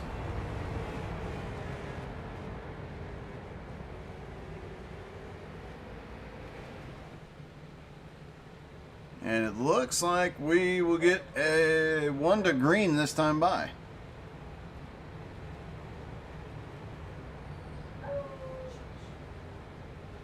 And that we will. So Aiden McConaughey will be the leader. Mason Foster, I think, Doug, you just mentioned it. He came in. He's back in 15th. Yeah, a rough situation for Mason. A lot of cars also damaged, but Mason was way out front just by some stroke of luck, miracles, and other stuff. He managed to pull off that big 6-second lead. Obviously, the caution just eliminated that completely. Looks like one car, looks like the wave rounds are getting completed right now. I believe the 9 car just got waved around. Gerald Poole, yep, Gerald Poole's getting waved around. Haven't seen any other cars get waved around here yet.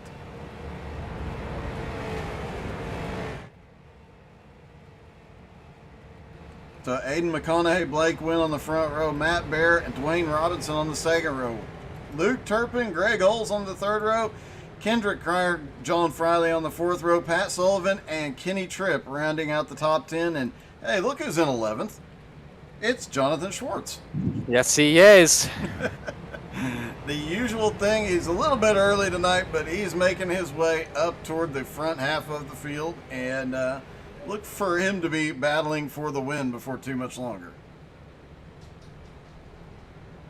So we get ready to go back to green. Keep in mind, McConaughey gets the right to not fire first. He gets the right to fire when the green flag comes out. Equal restarts here for all drivers. 105 laps will go up on the board this time as we wait for the green flag. There it is. And let's see what McConaughey does. He gets a nice jump on Blake Wynn from about row 4 on the outside. Sullivan causes a major stack up. Matt Bear looking for a second spot. Yeah, Matt Bear back up here in contention. He got up there early on and then drifted back and playing it safe. Now he's up here battling again. We'll see if he can make his way back up to the front.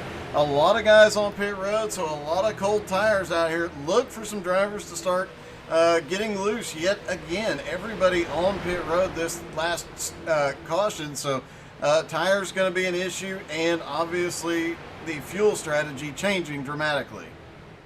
Rafael Semprich getting a black flag, so he'll have to come in for a penalty for a second spot. Matt Bear and Blake Wynn, and Bear and Turpin have entered the front of the field. Remember, Turpin was involved in that accident, by the way. Got into the 22 of Sean Patrick. Try and look at his car when he comes around. I did not see any significant damage to it. I know a lot of these guys stayed on pit road an extra amount of time to get the manual repairs. Remember, no fast repairs in XCAL. Holy cow. Kendrick Pryor almost turned Luke Turpin there for a second. He was all over the back bumper. I got very close to being disastrous. McConaughey not pulling away big time compared to how Mason Foster did earlier on. Let's update you on Foster's recap. He has made his way back up to 14th from the restart. Yeah, no surprise. He was one of the cars to beat when we were at Michigan, and I fully expect to see him up here, back up at the front at the end. Honestly, had it gone green from when he jumped to the lead, he might have. Oh my goodness, the 7 gets loose right in front of him. That's Robert Colgan, currently in the 22nd position, a lap down. In fact, there are actually only 20 cars on the lead lap, and for the lead, Blake Wynn looking on the bottom. McConaughey way up to the attic near where the roof is. Let's see what happens on the exit. The leader gets the wall there for a moment. And Cryer up at the outside. We got trouble, by the way. Gerald Poole has brought the car into pit road. He was running by himself in turns 3 and 4. And Thanos loses control. Oh, he snapped loose in 3 and 4. And into the outside wall he goes. That's a tough break for him. Yeah, McConaughey, yeah, go ahead. This kind of racing is really where Gerald excels at in draft packs. Always taking it easy early on, and always one that he knows how to come through a field in the draft. So, bit of a surprise to see him out early, or at least no longer in contention. But hopefully he'll be able to have a chance to come back. Doug, I'll let you take the commentary here for a couple of laps as Wynn and Cryer are side by side for second. Yep, down through the front straightaway, Blake Wynn, Kendrick Cryer still side by side. It looks like Blake Wynn is finally going to come out on top. And now with McConaughey running up so high, right up by the wall. He got into the wall last time. It looks like Blake Wynn is going to easily take the lead here. I think McConaughey is dropping back, and now Kendrick Cryer to the inside. Wow, what a block on Cryer Blake Wynn just had. That nearly turned disastrous. McConaughey back to 4th and soon to be 5th. And man, Cryer is bump drafting when now Cryer blinks. Yep, Cryer's had a blinking issue, and yeah, he is definitely pushing Blake Wynn down the front straightaway.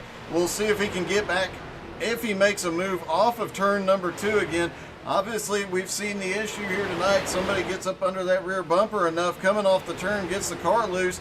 That might be a strategy employed after the last pit stop on cold tires. These guys could get the car in front of them loose, get them to move up the track without touching them, and have an opportunity to make a pass here. As here comes Matt Bear, now to the high side. He is going for second on Blake Wynn. And he's got 2 friends, Greg Holes and Luke Turpin. And I think Bear fades back and he wants to work with his teammates as Wynn inside of Cryer, 2 good friends for the lead. And Blake Wynn goes to the point. There is lap traffic ahead, though.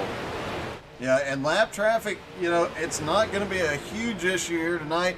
But when it comes up, it will be problematic for the leaders, especially guys like Blake Wynn and Kendrick Cryer, who are just battling for every position.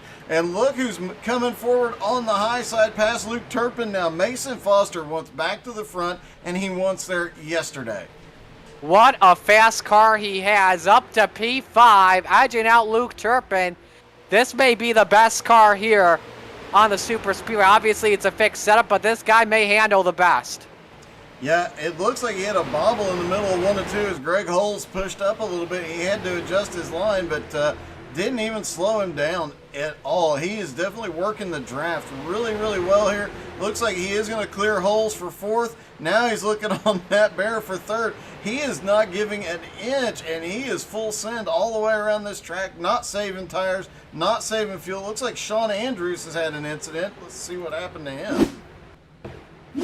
And that accident is he's gone into the pits. Oh, no, he lost it through 1 and 2. almost right in front of the 062, gets down to the inside. That car is toast. Nice job by Brancaccio to miss it, but yes, that's likely going to end Andrews' night. Meanwhile, Blake Wynn continue. Why do you mirror drive on lap 115 is my real question. Because reasons. That is the only thing. I mean, he was trying to block 2 lanes at once, but he couldn't do it. Nobody's going to be able to block Foster here tonight. Obviously, he is now going to retake the lead on lap 116. Now the question is, do these guys stay single file? Do they keep battling and let Mason come around? There's another car on the high side, the Red Bull car. Dwayne Robinson. He is starting to make that outside line really starting to work really well there. Yeah, now my big question is, can Foster pull away like he did earlier? That's going to be really interesting. It's going to take if Blake Wynn and Kendrick Cryer start battling at all again, then he'll have that opportunity to pull away. But as long as they stay single file right behind him, no, he won't be able to. But you never know what could happen here. In this kind of racing, anything could change in a moment's notice. And look, Kendrick Cryer now going to the bottom for second place. He's got help from Matt Baer, and this might be Foster's opportunity. He does open up a little gap between them. You have to wonder how he is so much faster in a fixed setup, draft setup, and these guys all have the same thing, yet if he gets away at all, he continues to pull away.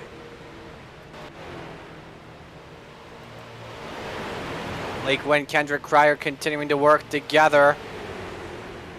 Dwayne Robinson's up there. Logan Jones is currently in 7th, and you got Luke Turpin. Tyler Jalbert's up in the 9th position. I don't know how Jalbert is still going after being involved in that wreck earlier. Doesn't look like the car's too bad. We'll see if we can get a right side view of it. It's got some damage on the right side, but it's not terribly bad. It looks like it's just pushed in a little bit over the right front tire, and that's it. I don't know how he got away with so little damage, but there you have it. And Tyler Jalbert might not be done with this one yet. Let's see what happens, as I'd be careful here. Logan Jones letting Tyler Jalbert go by. And watch Jalbert and Colgan closely. This may not end well. That got very close there between the two.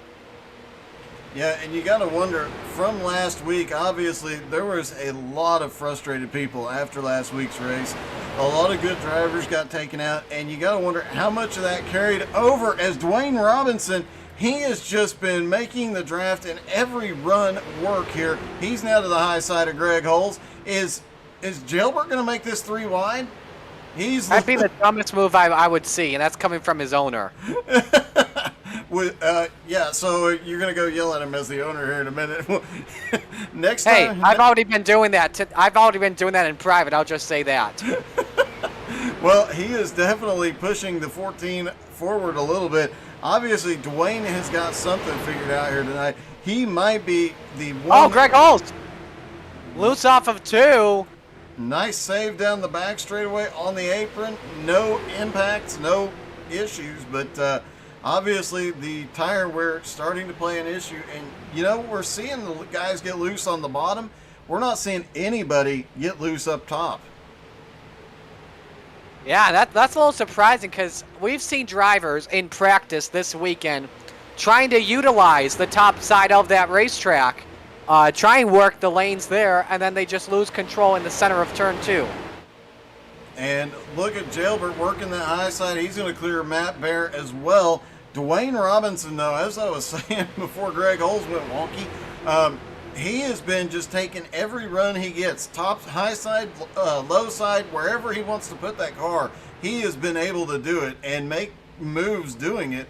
It'll be interesting. Can he get up there, and is he fast enough to get around Mason Foster here? Because honestly, look at Jalbert. Go Jalbert on the high side. He's definitely side drafting. My goodness, I don't know what Jalbert is thinking here on lap 123. At this point, he doesn't give any Fs, with it being the end of the season. And he's up there with Foster for the lead, and Cryer's going to work with him. It looked like Cryer thought about making it 3 wide. Then he jumps up there to help him. It's going to take 2 or 3 cars to get somebody past Foster, though. He is just so fast. He's been so fast all night long. And you know what? As we approach halfway, he continues to be the car to beat. Even with track changes, even with temperature changes, he's still the car to beat here. We got lap traffic ahead, by the way. We've got a K2 car. And I want to say as well, there's a yellow car.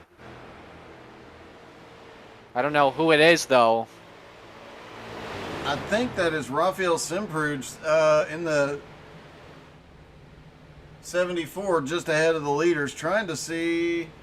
And it is Paul Coleman in the 18 right in front of the leaders as they're going to go 3 wide past the lap car. Oh! That's getting really tight there, but no issues there. Dwayne Robinson's got to be careful. Coleman jumps down to the apron. But my goodness, Jalbert's still side drafting. That is Semprich in that number 74. Yeah, that's going to become an issue here in just a moment, the way these guys are flying. Rafael obviously not up to speed, and now Jalbert to the lead. Jalbert clears Foster. And Cryer's in third, Blake Wynn fourth. Top 6 currently single file. Remember, Colgan is just trying to get his car back on the lead lap at the moment. Drivers are playing a little bit easier now, especially with Jalbert being up there in the race lead. Oh, Jalbert gets way loose in 1. Let's see if he holds on to it through 2 as Mason Foster all over the back bumper just trying to make something happen there. He is definitely trying to force the air off that back spoiler and create an opportunity. Colgan trying to pull a Tyler Jalbert 2.0. Remember, they're allies out of the big block twisted chassis camp. And I'll tell you this, from what I've seen, Colgan hasn't been really too happy about how the big block guys have been racing him in the past. When big block guys cause wrecks, he's in. Oh my, Kendrick Cryer touched the apron and Colgan washes up the track. That got close, and now Logan Jones working with the 7. And yeah, you've got Logan Jones up here in this battle now. He has been back outside the top 10 most of the race, has worked his way into the top 5 now. Actually, he is, him and Cryer and Jalbert are the 3 biggest movers of the race so far. Logan Jones, having started in 29th, is up to 5th or 4th right now. Kendrick Cryer started in 34th, is now in 3rd. And Tyler Jalbert started in 30th and is leading.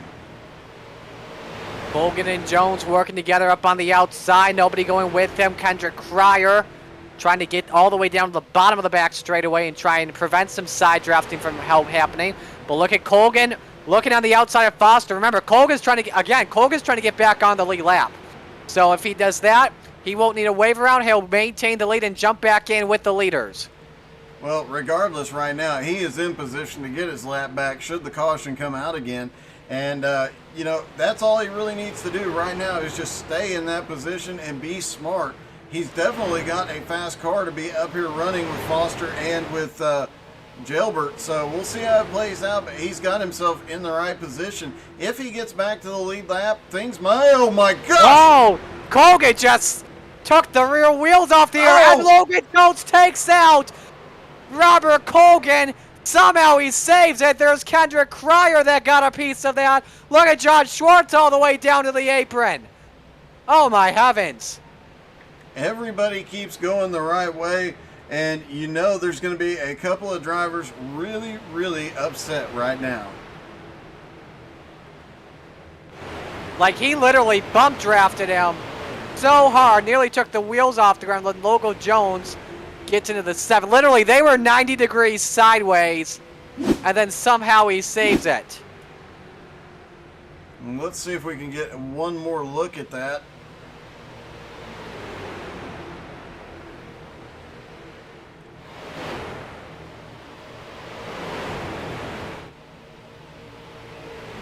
And it was an impressive save by Jalbert. Everybody did an amazing job at saving the car. There goes Jalbert and getting loose, and Logan, and then Robert Colgan goes down, collects Cryer, Both of them get straightened out, going the right way. Both of them lose a little bit of track position there, but it ended up much better than what it could have been.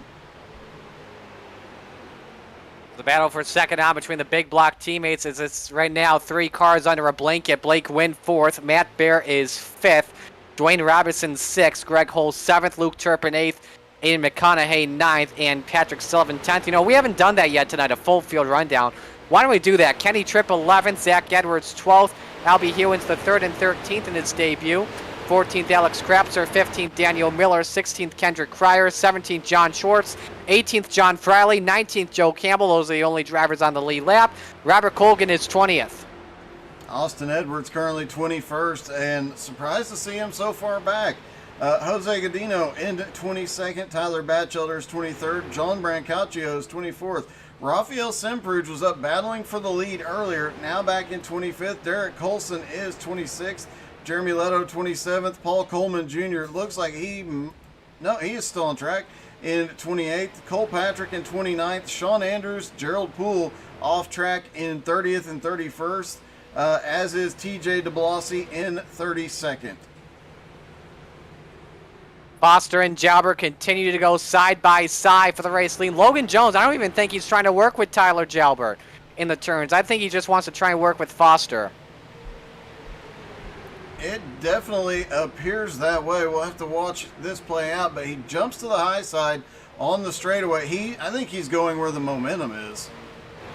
Probably that's the low line. We got some traffic ahead, and you got Sean Patrick up there in the 22 and the 74 of Semprich once again. I don't think Patrick is really going to be happy with Jalbert with what happened, because remember, Patrick was involved in the last yellow flag. Yeah, things might get a little bit sketchy, especially later in the race when these guys are going for it. They are not going to forget what happened earlier on in the race. And guys like Tyler Jalbert up there on the high side, he getting pushed around a little bit. That could go. Oh, Logan Jones really squirrely through 1 and 2. That got very close as, again, your top 2 remain deadlocked for the race lead in a drag race down the back straightaway. Patrick down below the blue line. He let the leaders go by, and Foster keeps it going. Jones washes up the track, and that's just a crazy race going on now. Blake Wynn and Matt Bear enter the party, knocking on the front door. Yeah, they've been. I really think Blake Wynn is staying out of the throttle just a little bit. I think he's leaving a gap here. He's probably been watching everything that's happening right in front of him, and he knows that this is not a great situation right now. I say that, he immediately runs up in here, and Matt Bear staying to the bottom. Looks like Matt Bear wants to work the bottom line. Blake Wynn backs back off into 3, so it's interesting to see how long before these two guys bring that line forward. They're just seem to be playing it safe right now as this 3-car battle for the lead continues. See what Logan Jones decides to do. Does he think about going 3 wide down below the racetrack? Not yet. But now this pack has turned into a 9-car pack at least. So yes, it is a 9-car pack. Aiden McConaughey, the tail of the pack, in 9th. And behind them in 10th. This is a nice big one too. Currently being led by Kenny Tripp all the way back to Daniel Miller in the 51, currently in 17th. Now, correction there, it's actually John Schwartz in the 01 in 16th position. I think Daniel Miller is still in the draft on this pack, but they're 2 wide right in front of him. The 29 and the 7, and obviously the 7 being a lap down. These guys are just racing a little too hard, and Daniel Miller, he was involved in an earlier incident, managed to save the car, but he's playing it a little bit safer here mid-race. He knows he's got to make it to the end. I'm willing to bet that some of these cars in this second pack are still extremely fast, probably competitive. They're just playing it very, very safe right now. I'm going to tell you this, Tyler Jalbert and Mason Foster and the Whale Petey are currently jawing at each other right now. Yeah, that comes as a surprise to absolutely no one. Nobody. I am sure Jalbert's had a few words for Logan Jones as well. Now, the question does come after the big one. How many chat mutes are there? That's a good question. We've actually got a bunch tonight so far. After the green flag, Let's see here. Paul Coleman Jr. had his chat disabled. Kendrick Cryer, Luke Turpin. Yeah, the champ got disabled chat. Sean Patrick, not Ryan Soper. Yes, actually Soper did get his chat disabled, calling out race control for not giving a black flag on Jalbert. Dwayne Robertson, and that's all so far. So more than we've usually had in these past few races tonight. Don't count Bristol. Everyone got their chat disabled at Bristol, so I wouldn't really count that. Yeah, worth noting, that was only the second time in XCAL history, if I recall correctly, that everybody in the field had their chat muted. And it was kind of comical because a lot of guys were still on it until we had that big one with less than 100 laps to go, and chaos ensued. A lot of people really upset by that one, and obviously it came out in chat. Absolutely. So 10 laps away from making the halfway point. Let's go back to that second pack as they've kind of figured out a single file line. Kenny Trim and Patrick Southern leading the way. Behind them is Alex Krapser, and Robert Colgan is falling back to the second pack, so he's not too far behind. Still the first car a lap down in 20th position. And he's battling with Austin Edwards in that 66 for the spot. And, you know, an interesting point, now that these front four of this second pack have gotten single file, they're actually starting to gain on Aiden McConaughey, who's ninth and at the tail end of the lead pack. I would expect this to, I'd expect these guys to actually catch up before too terribly much longer. And we could see, you know, we're still about 40 laps from pit stops. We could see the entire pack lead lap cars all back together. You know what? They are closing in. Kenny Tripp is within 3/4 of a second of Aiden McConaughey, so he is in McConaughey's draft, and this could merge the pack into one big, ginormous stock with some magic beans. And you know who's going to be glad that it did? That 15 car right there. Kendrick Cryer up there battling for the lead. Now, after that big incident and the amazing save that he had on the apron, he is now back there in 12th. Once this pack is back together, he's worked with them to help them get back up there. Now they're single file. Now they're back to the lead pack as the 12 car has a little bit of a bobble. Kenny Tripp hits the apron. I'm willing to bet Kendrick Cryer starts making his way back toward the front and possibly using the bumper. Yeah, I think, they're up there with McConaughey. So this is now, from what we know, is an 18-car pack. Or, excuse me, 20-car pack, from what I know of. Or should we say, about a 20-car pack, I want to say at least. I don't think Joe Campbell is in this pack in 19th, and he is not. So, I'll put it at a 21-car pack. How's that? Yeah, that sounds about right. And you know who just came alive just a little bit? Daniel Miller, who is back in 16th. He knows the entire pack is back together. He made a quick move by Austin Edwards, but we've seen him work the draft and work his way all the way up to the front once already tonight. Expect to see that car get back up into the top 5 before too terribly much longer, now that everybody's back together. And for the lead, the big block teammates working together. Jalbert a bump draft to Logan Jones. Jones has the advantage entering turn 3, but I'm not sure if it works. Jones just a centimeter sideways off the corner, and who's going to get this one at the stripe? I think it will be Foster right now, and it is. Yeah, Foster just seems to be using that side draft, and he might even be picking up a little bit off of Pud, who's several laps down right in front of him. Oh, baby! Taking advantage. Hopefully Pud drops to the inside. He does not drop to the inside. Mason Foster clears everybody else. Now Pud dropping to the bottom, and here comes Blake Wynn on the bottom. He's looking for Jalbert, but I think Wynn just put a protector because Soper said in the YouTube chat, wait 12 minutes and then he's done. Oh, baby, Soper and Jalbert right next to each other. Yeah, this could... Race car drivers have longer memories than elephants. It's funny. Oh, he got into him. Oh. There he goes. Oh, Soper missed. Strike 3, you're out. Soper not only missed, but he is going backwards. He was having such a good run early in the race. obviously getting caught up in that big incident and going several laps down. He was just working his way back up to the front to pay the 03 back. Couldn't get there, though. And how long before Soper starts to make his way back towards the lead group again just to get back to the 03? He's not even caring. He's in 31st. He doesn't care. He's just going for the 03. It's just like Matt Kenseth, they're trying to take out Joey Logano in Martinsville in 2015. But Jalbert's got a huge target on his bean. And Logan Jones and Mason Foster working together. Foster still in the lead. Logan Jones washes up the track. That got a little bit close.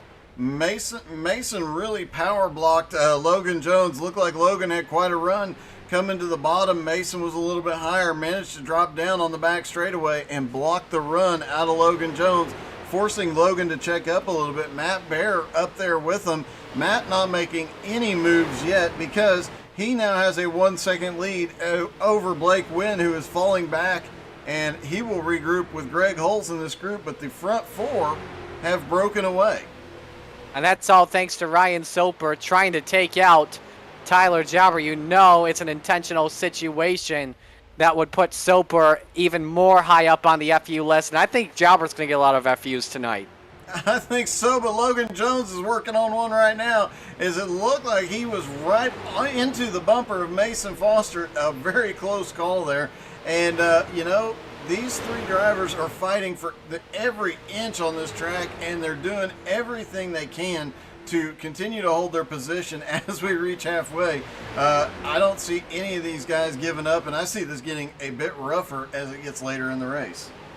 Absolutely. So we are going to go to break as this battle for the lead is approaching. Cross flags are up halfway home here at Charlotte Motor Speedway. If something dramatic happens, we will come right back to you. Stay with us.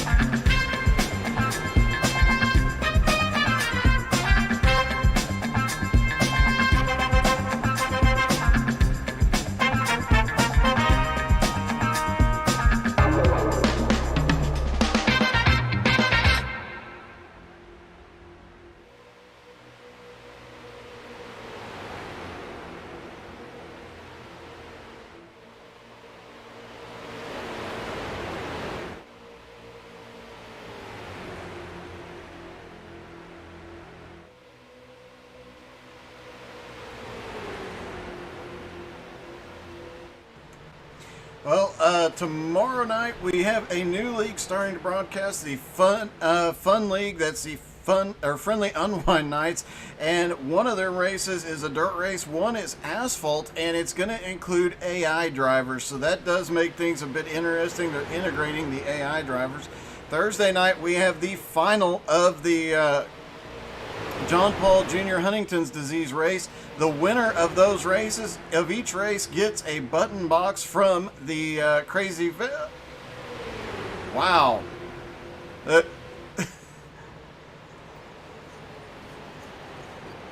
And Logan Jones barely holds on to it. Yeah, then the winner and the highest donor gets a button box from Crazy Vet Fan, plus other prizes for second and third place as well.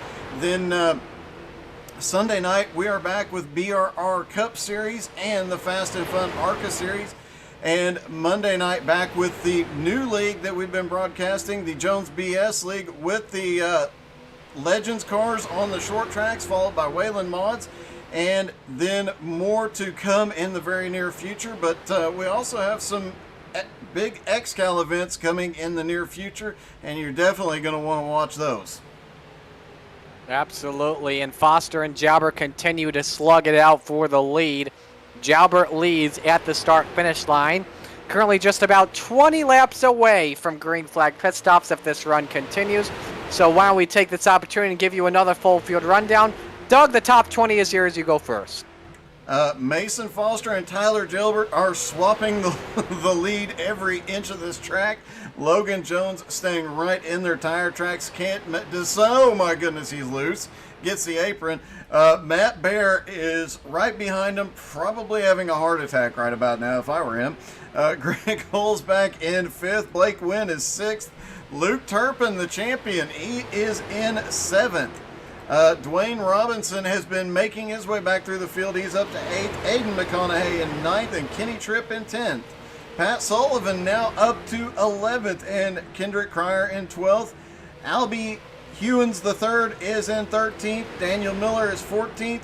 Jonathan the Schwartz is with him tonight, is in 15th. Roberts in the wall, up from Mason Foster. Logan Jones goes to the race lead. They save it though, and we stay green. Jalbert fights back. Oh my and goodness. Mason, the leaders got together, and this started with a bump from Logan Jones to Mason Foster, puts Jalbert in the wall. Wow. Who would have thought that was going to happen? Let's see if we can get a replay on this. Yep, there it is. Logan Jones gets into Mason. Tyler hard hit into the outside wall, loses a ton of ground. Logan Jones now to the lead and checked out briefly, but Matt Bear and Mason Foster now hooked up, starting to run him down. And you know, look at this. Logan Jones jumps to the high side, lets him back by. I'm guessing Matt Bear going to the lead. Yeah, go ahead. I'm guessing Logan Jones' move there is by way of an apology, letting Mason Foster get back by and having to give up a few positions to do it. But, you know, that was the right way to do things. Meanwhile, Tyler Gilbert has dropped all the way back to 12th, and he was literally right sides on the wall, heavy damage on the right front fender there. You can see the wheel is actually sticking out. On an aero-dependent race, that's going to hurt. Absolutely. And Mason Foster outside on Matt Bear for the race lead. It's starting to get a little bit racy now, under 20 laps away from green flag pit stops, and Foster goes to the point, even after getting just a little bit sideways, clears Matt Bear back out to the point. By the way, the Rolling Thunder Racing teammates were working together. Bear, Holds, and Turpin, in my opinion, of all the teams, they've done the best job tonight. Yeah, they're definitely putting on a show here tonight. They've all stayed up there close to each other, and you know, they're helping their team points here at the end of the season so that they can get some of that extra team money if they can get some good points and good finishes here tonight. But instances like we just saw, and Luke Turpin makes a power move to the bottom under Logan Jones. Instances like we just saw, that's not going to help matters at all. Leaves Logan Jones out to dry, back into the 5th position. Biggest mover of the race, by the way, so far. We haven't talked about this in a while. Dwayne Robinson in the number 14. He started from last position, and he is up to 7th, up 29 spots. How about that run for the 14? You know, the funny thing about it, and I think about this, and I've not brought it up yet, but I've thought about this the last couple of weeks. There is a saying in iRacing and in real-world racing that the Red Bull car is always the one to cause problems. That Red Bull car has not caused a problem tonight, except for the people behind him, as he just keeps driving through the field and making his way through the field very quickly. But that car has managed to stay perfectly clean all night. He had a really good race last week. The one Red Bull car in racing that's not causing problems. You know, I always thought the Red Bull cars were prone to get air. There is that one too. There's a couple different things with the Red Bull cars, but obviously here tonight the Red Bull car is doing quite well and extremely fast. But do you want to know why the Red Bull car is prone to get air? Why? Because Red Bull gives you wings. Yeah. As soon as I said why, I knew why. That's probably the corniest joke I tell all night. I'm here till midnight. Anyway, the racing's actually calmed down just a little bit with Mason Foster out in front. I want to say approximately this is a 13-car line that has gone single file, if not 14. But some drivers are starting to get a little bit racy. Tyler Jalbert is in the pits. And oh my goodness, Ryan Soper, look at this, look at this. Go rewind it like a couple of seconds. Ryan Soper just pulled a Kurt Busch on Tony Stewart and went into the same stall as Tyler Jalbert. Pistol Bud, ladies and gentlemen. There you have it. Yeah, he's obviously not happy with the 03 and can't do any damage once you hit that pit lane, but Soper letting his frustration be known here. Let's see, there's strike one. I'm going to call that ball one this time. So the count is currently 1-1 to Soper. And if there is a hit-by-pitch situation, Ryan Soper is going to get ejected for charging the mound. Yeah, this could be very problematic. And, you know, we saw a couple of drivers that in the last few weeks that have done intentional issues and ended up having to park for the remainder of the season. A couple of team owners we mentioned in pre-race have had to take penalties, and the team owners are out for the season. And the last race of the season, Ryan Soper, if he gets in trouble, there's no telling what the punishment will be, but I'm sure it's going to have to do with either upcoming special events or the first few races of the next season. We've seen it for 2 straight weeks now at Bristol. Stephen Rex in the 28 taking out Ryan Seams. Then last week at the Charlotte Legends Oval, costly championship situation. Gregorio Dorso cold-cocked the 48 of Jordan Babinger, taking him out of the championship and getting a stern call-out from a senior admin on iRacing. Yeah, I think that senior admin was very, very frustrated. Absolutely. I would watch, though, I would still watch Soper closely because he's still in the pits. And same with Tyler Jalbert. Watch closely if Jalbert exits pit road, if Soper goes out the same time, and then Soper spins out Jalbert. Looks like Sean Patrick just had an issue. I think that was him on the bottom and the back straightaway as the leaders come. Oh, hard hit into the outside wall. He keeps the car straight, but obviously that thing is heavily damaged. He parked it and got a tow to pit road. We'll have to wait and see if he makes it back out. Definitely a rough night for him as well. And now down to 15 cars on the lead lap. Things are getting a little bit dicey because we're going to start seeing some lap cars as green flag stops are underway. We're going to start seeing some lap cars be involved in these lead packs. Absolutely. So we got one driver trying the outside, and that's Aiden McConaughey up on Blake Wynn. That is for 5th position, and he's not wasting time. He's going by himself. You talked earlier, Doug, about Kendrick Cryer, by the way. and he's back into that lead pack, currently in the 10th position. How about drivers that were involved in the last track? Excuse me. We actually got to change the plans here. Fastest lap of the race, 36.03. Alex Krapser running in 12th position. Well, the winner a couple of weeks ago at Bristol Motor Speedway and is having a good race so far. Tyler Gilbert and Pud Soper are coming off pit road. Gilbert right in front of Soper. This could be what you're talking about. Here we go. And Soper obviously has a lock on that 03 Bean car. We'll see. Gilbert way down on the apron, off into turn 3, gets a little bit loose. Soper's giving him distance, at least for the moment. We'll keep you posted on that. Doug, I'll let you watch the battle for the lead. I'll stay focused on here in case something happens. I think something's going to happen. I think it's going to be 3 or 4 laps from now. But, you know, as we come down, everybody's closing in on pit stops, so we should start seeing pit stops here in about 10 laps. Obviously, some of them already have started, but I think most of these guys can make it to about 183, 184. Some of these guys in the lead pack stopped at lap 101, so could be 181. But we did see one driver go 90-plus laps earlier in the race. Some of those laps under caution, but you never know. Somebody might be trying to stretch something out here. And there's a turn wide. Soper into Gilbert. Just put him into the wall. Ryan Soper is about to be parked and blacklisted. Uh-oh. No yellow, though. We stay green. Doug, I'll let you take it from here. Oh, he drives just straight into the right rear.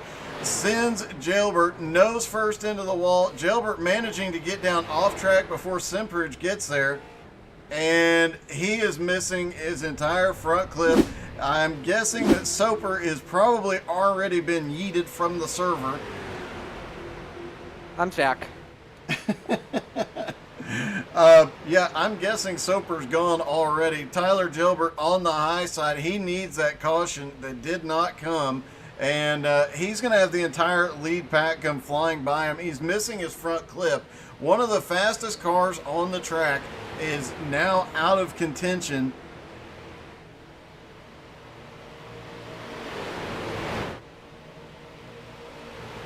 And a bit of a heartbreak for the 03 of Tyler Gilbert. Meanwhile, Mason Foster, Matt Barrett, and Greg Hulls, the top 3. And look who's in 4th. The champ is in 4th. Luke Turpin came into the night, had the championship locked up when the night started due to Jordan Babinger not being in the race. And he is now up to 4th. Said he was going to work with teammates and friends, so we'll see who he goes with when it comes down to the end of the race.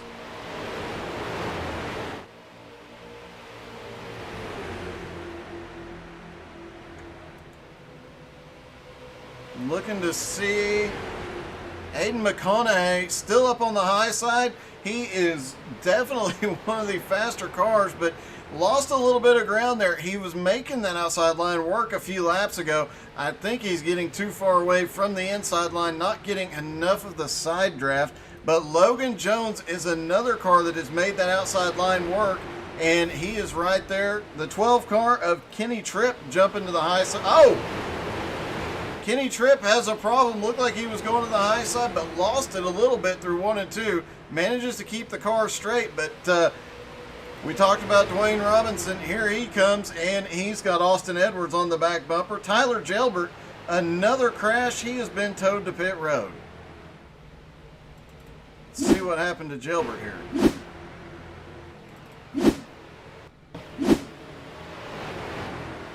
And it looks like Gilbert was trying to get down to pit road, or possibly coming off of pit road, and just stopped on track. He knew his night was over. So Mason Foster continuing to lead at lap 180. Matt Bear in second. And now the question becomes, does Mason Foster have a good enough pit stop that he can pull away again?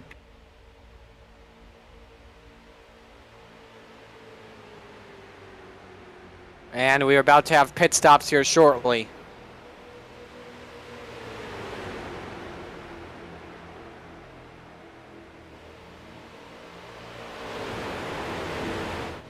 Looks like Luke Turpin has just settled into line in front of Blake Wynn and Aiden McConaughey.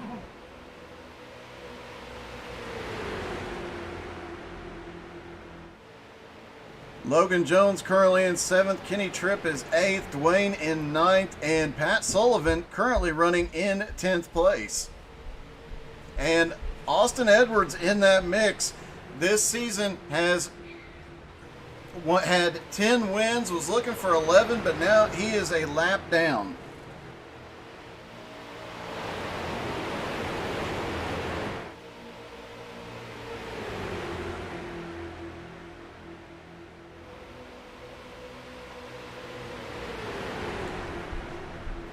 Trying to see where Austin is currently being scored. No, he has actually regained the lead lap. He is now in... Double checking my notes here. Now, he is 1 lap down in 16th place. So if another caution comes out, Austin Edwards could still get up in here and have the possibility of getting the 11th win this season. Halinar Racing saying that incident with Pud might be the end of D4 Motorsports.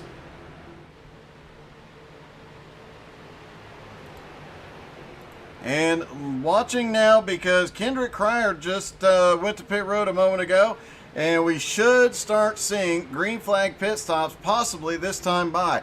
We'll have to see how many guys try and stretch it that full 90 laps, because we know the 90 that was pulled earlier in the race involved several caution laps, whereas these guys have been under green since lap 103. So fuel strategy definitely coming into play now. Absolutely. So the drivers are staying single file. Apologize for everything that's been going on for my lack of commentating, but it's just been crazy. 3 straight weeks we've had a driver intentionally have someone get taken out because of that, and it's just terrible. I think Pud is at least in for another suspension here. Obviously the one earlier in the season. Different reasons that time, as the leaders are actually starting to gain on some lap traffic. I think those are cars that have already been to pit road in front of them. Trying to see who is up ahead. That's going to be Tyler Batchelder in that mix with newcomer Albie Hewins III, and I'm not sure who that is in front. I recognize the car. I just went blank. So much going on tonight. But the leaders, Mason Foster, now coming up on these 3 cars that are a lap down. So this is going to be interesting, and we should start seeing pit stops anytime. Holy cow, Mason Foster gets a huge push. And it's been a while since Mason Foster has been in the draft. He has been out front most of the night, and he hasn't been in the draft late in a run on old tires. Obviously got a little bit of an aero push there, and had to pull it down a little bit, get out of the throttle. Good save, though.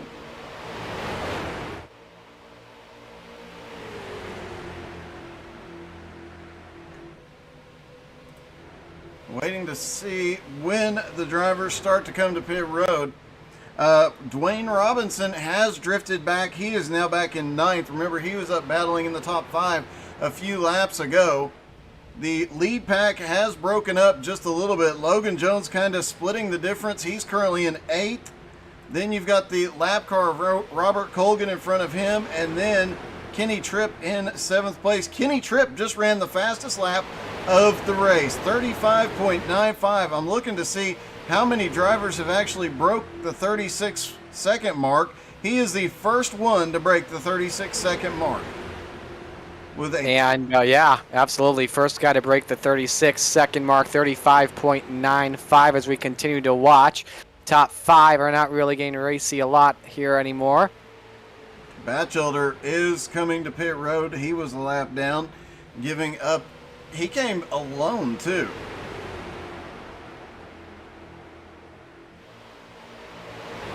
So now with Batchelder on pit road, these guys won't be very far behind. The tires don't seem to be making a huge difference here tonight. As we talked about earlier on in the race, we did see under the first caution, a lot of guys took left sides. Mason Foster is now coming to pit road. Is he going to be alone? Aiden McConaughey's with him. Dwayne Robinson is with him, and Daniel Miller coming. Robert Colgan, Austin Edwards, Tyler Batchelder, all on pit road. Greg Hulls picks up 5 points for leading a lap. Matt Barrett in second. Luke Turpin in third, Blake Wynn in fourth, Kenny Tripp is fifth, Logan Jones sixth, and Pat Sullivan seventh. Now we see how many of these guys can stretch just a little bit further. Greg Hulls, it will be at the 90 lap mark as he comes by. And Greg Hulls tried to get to pit road, it looked like, and just bobbled it. I think he was going to pit road, made a mistake on trying to get down to the bottom, and now he has to go that extra lap. He pitted lap 101, so this could be very close on fuel. And now, you know what, Marty? Now, from here, if they go another 90 laps, that puts them at 280. So at some point between now and about, actually after lap 210, 212, excuse me, everybody could pit and go the distance. So, you know, Absolutely. I think some of these guys were just stretching as far as they can. Greg Holt staying out another lap. Absolutely. So how long was it that Leto went before he made his first pit stop? Whatever it's going to be, I think we could see out of these guys. Well, he went 90, but remember, there was a caution in the middle of that 90, and That's true. he stayed out under that caution. I'm sure he was saving fuel, but these guys have all gone 90 under mostly green flag conditions now. As Matt Baird ducks to the bottom, he's going to go for the lead, and Greg Holes up top, he needs to get to pit road soon. Does not check up this time. Luke Turpin now in third. A lot of cars still on pit road getting their stops. Now from here, they can either stretch it as far as possible and have as short a stop as possible just getting fuel, or they can come right back in about 20-25 laps, top off on fuel. Luke Turpin's going to come. No! Luke Turpin just struggling off turn 2. Let's see if he comes to pit road this time.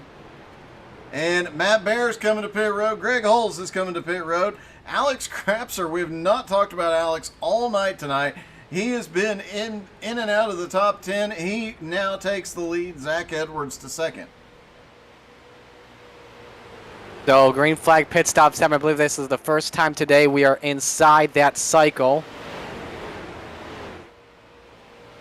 So now Krapser and Edwards, remember that I believe I want to say that Alex Krapser, when we were at Texas, was one of the drivers that did play strategy right. Yeah, he did, and almost, oh no, he is going to come to pit road this time, as is Zach Edwards. Got to be very careful, though, when you hit that yellow cone, pit road speed, at 45 miles an hour, and there are no pit assists, whether it be for the game or inside the cars themselves. When we cycle through, Look at this. Mason Foster will have the lead again once we cycle through. It'll be interesting to see, as right now he is showing like an 11.3 second over Jose Godino.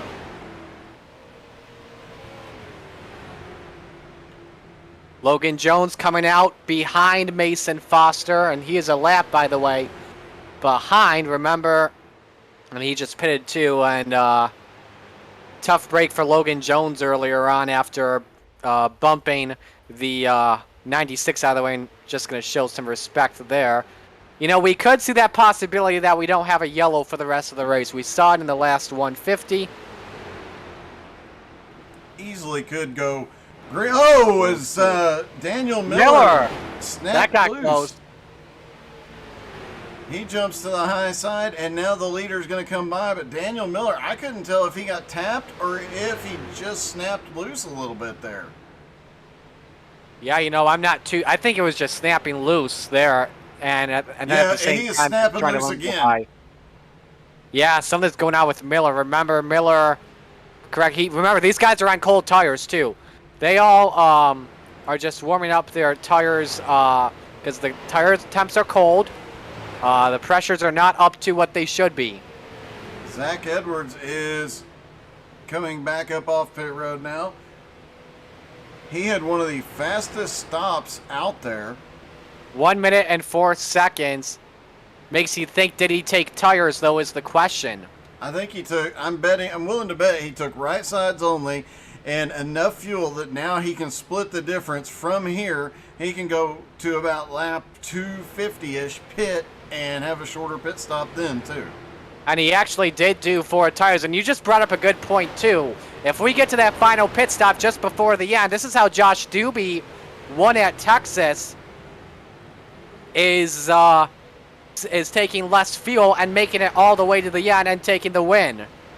Yeah, that was a pretty sneaky move.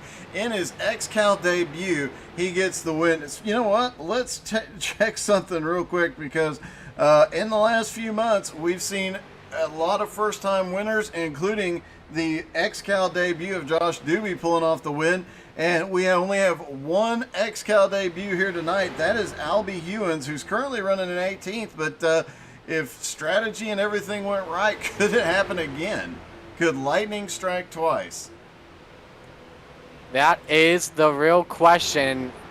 Zach Edwards, who's been doing well these past few weeks in the season, and I wanted to give him a shout out because he told me earlier today that, actually this is to you as well, Doug. He told me that we do a great job and appreciates all the positive attention and kind words. And I believe as well this is the first time we've seen Zach Edwards lead some laps today. And this is also the JNS Racing team, which have won, I want to say, 2 out of the last 3 races. Yeah, JNS has really, their teams, because they have so many teams together now, they're getting so much more practice, and there is so much communication in that group.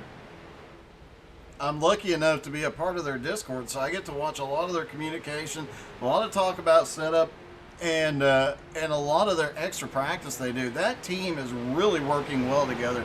I look forward to seeing what JNS, JNS2, Danny's Game Changers, that whole posse, when they get together next season, I think you're going to see a team that's going to be extremely hard to beat with the cooperation between those groups. Absolutely, that JNS Racing team is going to be very strong this next season, owned by Joe Campbell. Campbell, by the way, for those wondering, currently in 22nd position. He's one that's been having some good runs, however, though, just some bad luck coming from it, just getting some contact from behind him. And I've told this to him before. He really needs to get a thicker skin. Like, don't get the drivers in your head. Let your racing do the talking, and we could see you in victory lane.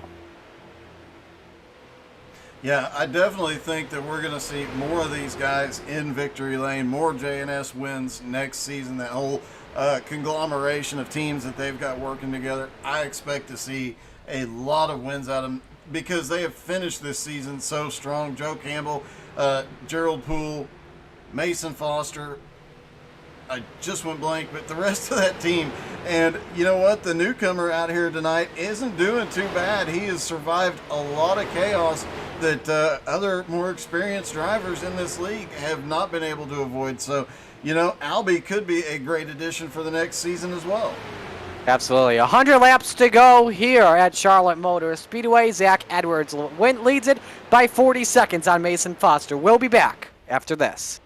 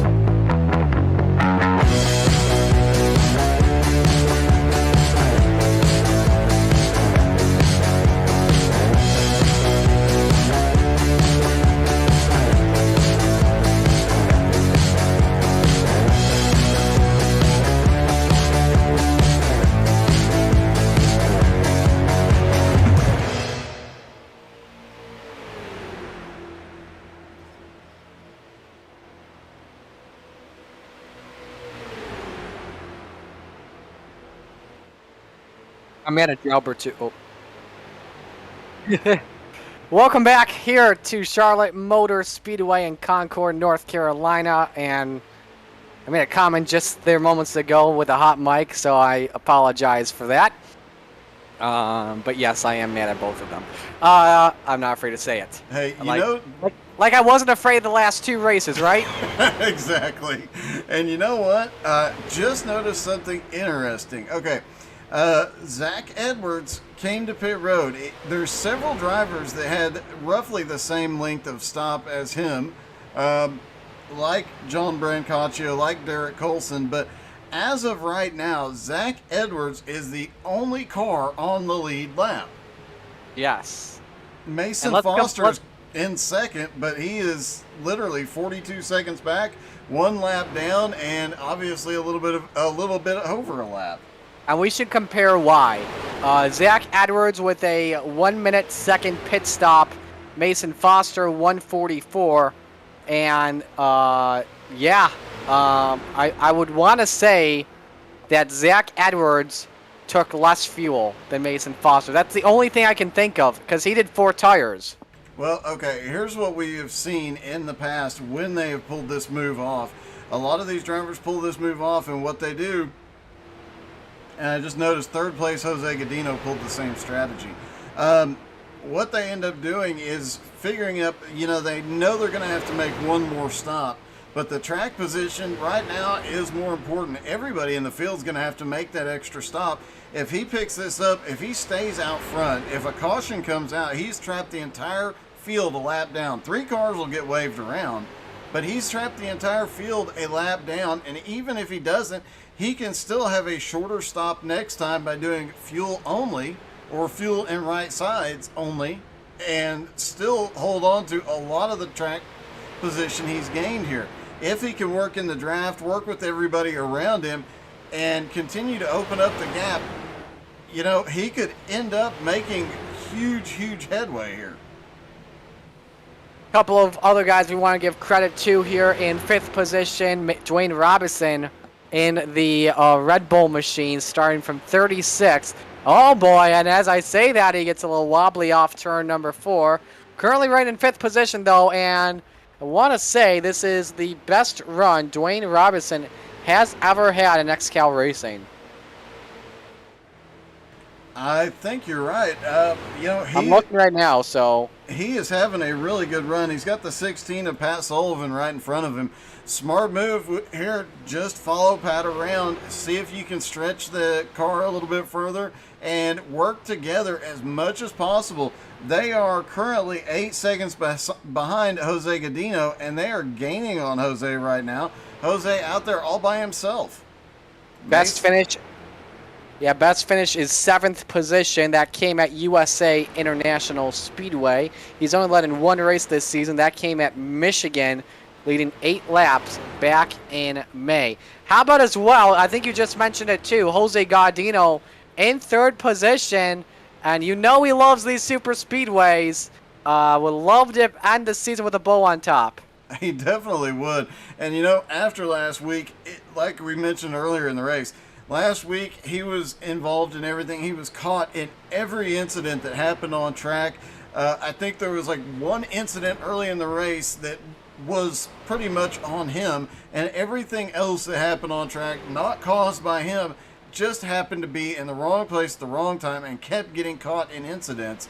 He definitely wants to have a comeback, have a good race here tonight. He's obviously doing an amazing job here, up to third place. And yeah, he still has a great opportunity for a great finish and would definitely be a good bow on the season. Definitely would be. You know, he finished, I believe, second place it was at Texas, and would love to go one more with a win. Let's see if we got some other people we can give some shout outs to here at the moment. I don't think really that's all we can get. Don't think really have a lot to tell you about. Zach Edwards, though, right now, he's the leader, though, but he may want to be careful because of the pack he is in. I mean, I know he's got Matt Bear, Austin Edwards, let's see, who else? Aiden McConaughey, and he's about to put them 2 laps down. We should add that, too. These are drivers that are currently a lap down, and if he laps them both and if yellow comes out, just imagine what would happen there. And he is not done yet. He just made a power move up in front of Aiden McConaughey to the high side. Now he's going to use Aiden McConaughey behind him as the 12 behind him gets way loose off of turn 2. Meanwhile, Zach Edwards on the high side, he's going to actually get up and get in front of Matt Bear with a little help from Aiden. And you know what? He's continuing to put cars a lap down. If he can get this group to stay single file, it would actually benefit. And what? And look at Edwards. Did he just backed out? He just backed out of the pack. Same with Crapser. They don't trust that pack right now, and that pack is running 6th through 9. You know, Matt Bear's had a really clean night. He's getting literally pushed down the back straightaway by Austin Edwards. Austin all the way up underneath the back bumper, pushes him into turn 3, gives him a little bit of a gap. That 12 car, Kenny Tripp, had a problem a couple laps ago getting off turn 2. He's got that car straightened back out. But yeah, I can understand him wanting to back out. But honestly, Zach Edwards should have gotten in. Were it me, I'd have gotten in front of that pack just in case a caution comes out. Then he has an opportunity. I think if a caution comes out, it's going to come out of this group with Mason Foster, Luke Turpin, Logan Jones. That group has been side by side, and it's just going to take one little mistake for everything to go wrong in that group. That is for sure, absolutely. Let's give you a full field rundown while we are at it. Zach Edwards, the race leader. Mason Foster, a lap down in 2nd. Jose Gaudino is 3rd. Patrick Sullivan is currently 4th. That's the battle he's in. That may be the best battle on track we've got right now against Dwayne Robinson. Matt Bear is currently 6th. Austin Edwards 7th. Kenny Tripp 8th. Aiden McConaughey 9th. All in the pack with Zach Edwards. Same with Alex Krapser, currently in 10th position. And behind them, Greg Holes is in 11th. Luke Turpin is 12th. Logan Jones actually just made the pass for 12th position. Blake Wynn is 14th. Jonathan Schwartz is 15th. Daniel Miller 16th. Kendrick Cryer 17th. Albie Hearns is 18th. John Friley 19th. And Joe Campbell is 20th. Tyler Batchelder currently running in 21st. John Brancaccio 22nd. Derek Colson is in 23rd. Rafael Semprich 24th. Robert Colgan has had a bad run of luck tonight. He is currently back to 25th. Tyler Gelbert, 26th off track. It looks like from 26th on back, it looks like everybody is off track. So let's tell you this. We are 19 laps, about to be 20 laps past lap 200. And lap 200 was brought to you by K2 Sauce, the only official sauce of XCAL Racing. It's an everything sauce from barbecue to steaks to ketchup and more, all in one. The only sauce you ever need. Also available in hot and coming soon, Southern style. And we need a Luke Turpin Champions Edition of K2. I mean, I know he doesn't drive for K2 Motorsports Dog, but we need a Champion Edition. Hey, that'd be kind of cool, but I want the Southern style to get here first. I mean, we've been waiting, and it's been promised, and I'm really hungry right now, and K2 sauce on some chicken nuggets or something sounds really good. I had a pulled pork sandwich for dinner, on Sunday and used K2 sauce on it. Oh, baby, it was delicious. I had some of those a while back, and I think I went through about half my bottle of K2 in like 3 days. Oh boy, Kenny Tripp just got loose entering turn number 1. That got close though. But I still have like 4 bottles of K2 left that Aaron sent me. I think it's like 2 original and 2 hot. And Kenny Tripp really, he has been struggling with the handling of the car the second half of the race. He was really fast early on in the race, but once the lights came on and the sun went down, it just seems like he cannot hold on to that car. He is struggling with it all the way around the track and keeps having about every 3rd or 4th lap just breaks loose on him. Tell you a couple of things that we should let you know about. Some drivers have taken full fuel to try and make it to the end. We'll list those drivers off. Oh boy, Logan Jones twitchy in 2. Oh boy, hang on, Logan. Oh, Greg holds up into Foster. Oh boy, this is getting nasty down the back straightaway, and it's an accident waiting to happen, just like the Dallas Cowboys. I'm just going to leave that one alone. Jones again loose off of turn number 4. Yeah, he's another one that was fast in the daylight, but it is a fixed setup, and we mentioned it starts out loose, but with the sun going down, the track temperature is going to come down, the air temperature is going to come down, the cars are going to go a little faster, and the car handling just seems to be going away for some drivers more than others. I think it comes down to a lot of these guys ran the lower steering ratio, like the 10-to-1 or the 8-to-1, and you can tell the guys that ran the higher steering ratio because they're not twitching as much and they seem to have more control over the car in the drafts. Yeah, so there are very little things that you can adjust, but everything else is fixed. And Luke Turpin's getting loose now. Currently right in the 13th position. Let's take some guys that have pitted in the lap 200 range. Rafael Sembrich, who's currently in 22nd spot now. He pitted on lap 201. I don't think that's going to be enough for Semprich to go the distance. John Brancaccio and Derek Colson, though, they're 8 laps down, so it wouldn't be enough for them, but they pitted on lap 215. Again, this is long-term if we go right to the end, but it's going to be but with Brancaccio and Colson, we know those are the 2 that can make it scot-free to the finish line. Yeah, and I do expect now that we've got right at 75 laps to go here, I would expect to see more and more cars start hitting pit road in the next few laps. These guys that know, hey, now I'm at a point where I don't have to necessarily, Greg Holes, wow. They don't necessarily have to take a full tank from here. If they got the full tank on the last stop, then they can just fill up with the bare minimum that they need to go the distance from here and make it the rest of the way. Some of these guys are going to stretch to the absolute limit so that they have to put very, very little fuel in. A lot of different pit strategies can play out from here, but as we've seen, a lot of guys that pitted alone have struggled when they came back out. So these guys have to make sure they're talking to their team and getting some help going to pit road, as the 01 is blinking badly all of a sudden.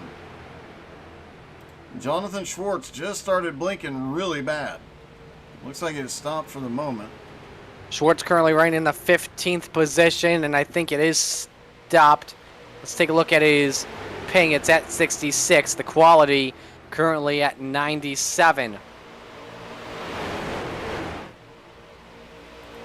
74 laps to go, and again, Edwards continuing to lead. We are hitting the prime time hours of the night, and the battle for 4th again continuing to increase here. It was originally Sullivan and Robinson. Hello, Matt Bear and Austin Edwards running in 5th and 6th and about to take 4th away from Dwayne. And I don't know what Austin Edwards did on his pit stop, but he got himself back to the lead lap, or, well, I should say the 1 lap down lap that everybody but Zach Edwards is on.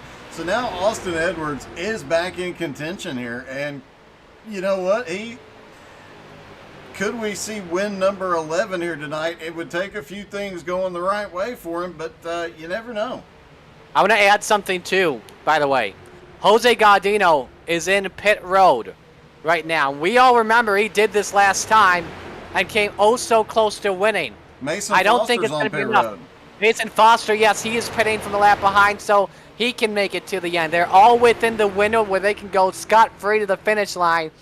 What do you do here if you're Zach Edwards? Because you're going to have worn-out tires compared to the other drivers, but at the same time, when you pit, you can take less fuel and don't even have to take any tires at all. Yeah, if I'm Zach Edwards, I go as long as I possibly can, take as little fuel as possible, and then I do the math. Do I need to take or do I have enough time to take tires? If I don't, I'm going to go with the 4 I've got. If I have time, I'm going to take right sides only. You're not taking left side tires this late in the race. There's not a lot of point in it unless you're pitting under caution. And remember, if that caution comes out right now, a lot of these guys would be trapped 2 laps down. Even with a wave around, they would still be 1 lap down. Zach Edwards, if he better be crossing his fingers for a caution right about now. As long as it doesn't catch him, he's got the perfect situation. He actually could snooker the whole field. Absolutely. Who knows what could happen? Doug, I'll let you take commentary for a couple of laps here. Zach Edwards still in this group with Austin Edwards, Matt Baer, Pat Sullivan up there leading the group around. Currently, Pat in 7th, one of his best runs, but Dwayne Robinson on the high side trying to take 2nd place away. They're side by side at the line. I think it's going to be Dwayne Robinson in 2nd. Zach Edwards back here lurking. If he gets just a little bit lucky, he could actually come flying by this whole pack and possibly put him another lap down, as we see some guys starting to come back up off of pit road now. Looking back at our point, oh my goodness, there's chaos in this group with Luke Turpin, Logan Jones. Right in front of the leader. Patrick Sullivan just put like a mega slide job, and where's Zach Edwards? He's blinking. No, he's on pit road. Wow. That was a teleportation. So now Zach Edwards is on pit road. We'll have to watch it very closely on how quickly he gets in and out of pit road. This could be the deciding factor on if he pulls off the win here tonight. This pit stop could be everything for him. Now Dwayne Robinson in 2nd. These guys have got to stay out there as long as possible and hope that Zach Edwards makes a mistake on pit road. Then they have to have perfect pit stops. If no caution comes out, a lot could change here. Kenny Tripp now up into 2nd on the high side. The battle for 2nd really starting to heat up in this group right here, as this is now technically the lead pack. Dwayne Robinson battling for 2nd. Kenny Tripp on the high side. Matt Baer right behind him. We've seen Matt Baer make some power moves here tonight. John Brancaccio now on pit road. Look to see if any of this pack comes to pit road this time. Nobody ducks down pit road. They're going to stay out as long as possible. Zach Edwards still on pit road, but now Kenny Tripp has assumed the lead with Dwayne Robinson, Matt Baer, Austin Edwards in 4th, and Aiden McConaughey now in 5th. You may want to watch this pack closely because it could be a wreck waiting to happen. Tripp with no help going to the point, and if Robinson leads the lap, I think it's going to be 5 bonus points. Yeah, this would be the first time tonight Dwayne's got out front and got any bonus points. Great run out of him so far tonight, managing to stay relevant all night in the top 10 most of the night. After pit stops, he loses a little bit of ground, but he's always back, working his way back up here. Now that the field has really spread out into a couple of distinct groups, you know, a lot could change very quickly. Here's that group with Logan Jones, Jonathan Stewart. Kenny Tripp, excuse me. He was just so loose, he was ready to hook the quarter panel of Dwayne Robinson and take him out. A lot of, we've seen Kenny Tripp's car just completely go away. I guarantee you this stop, he has taken at least right side tires, if not 4 full tires, and hoping for the best here. Zach Edwards is now rolling up off of pit road. He is back currently in 16th. And I'm just checking to see who he's ahead of drivers that have already pitted inside the window. Nobody. He is ahead of Mason Foster. And if it cycles through like I think it is going to, Mason Foster will be back on the lead lap. This time, roles are reversed. 134 for Foster versus a 208 for Zach Edwards. It's an 11-second lead. And right now, if I am Zach Edwards, I am just drafting with Jose Gaudino. Foster is working with his teammate Joe Campbell. So right now, it's currently a 2-on-2 pack, but Edwards would like to have more. He definitely would, and there's a big pack coming behind, but that is that pack with Logan Jones in it, and those guys have been racing for every single position possible the entire time they have been out there. This is the first time we've even seen them single file. Hogan, that was a weird exit from off of turn 4. I don't know what that was all about. Hogan's home! Robinson, excuse me! In the grass! It's like his steering locked up or something. That was all trouble. John Friley is around Daniel Miller. That's at the edge of the pit road. Where's the yellow? This could be big and change everything. Friley, Miller. Oh my goodness, right into Sepridge. This has turned into a slaughter fest. All right, Soper's in it too. Oh my goodness. A bunch of cars up into the outside wall. A bunch of them coming to pit road. Let's see what happened to Ryan Soper was back out on track. I'm surprised to see if he gets into the wall. That Joder got loose with Greg Holes. There's John Friley. No yellow was out though. Everybody Soper's in it, who still deserves to be parked. Let's see. Oh, there was the incident with Dwayne Robinson gets loose.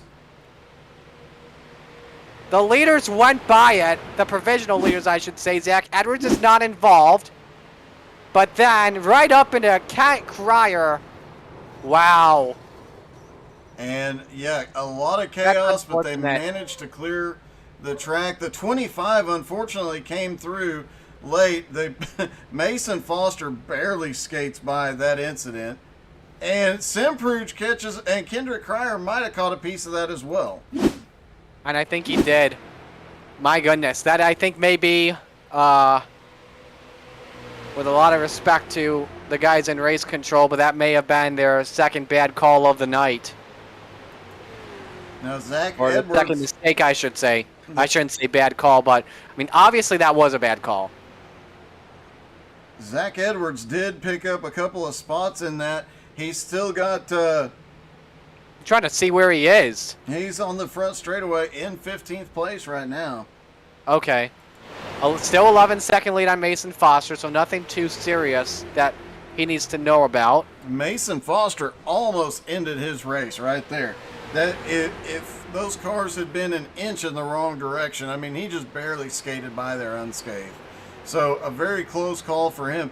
Heartbreak for the rookie, Albie Hewins, as he gets caught in that as well. After having a really good top 20 run here tonight, looking like he was going to pull off a top 15.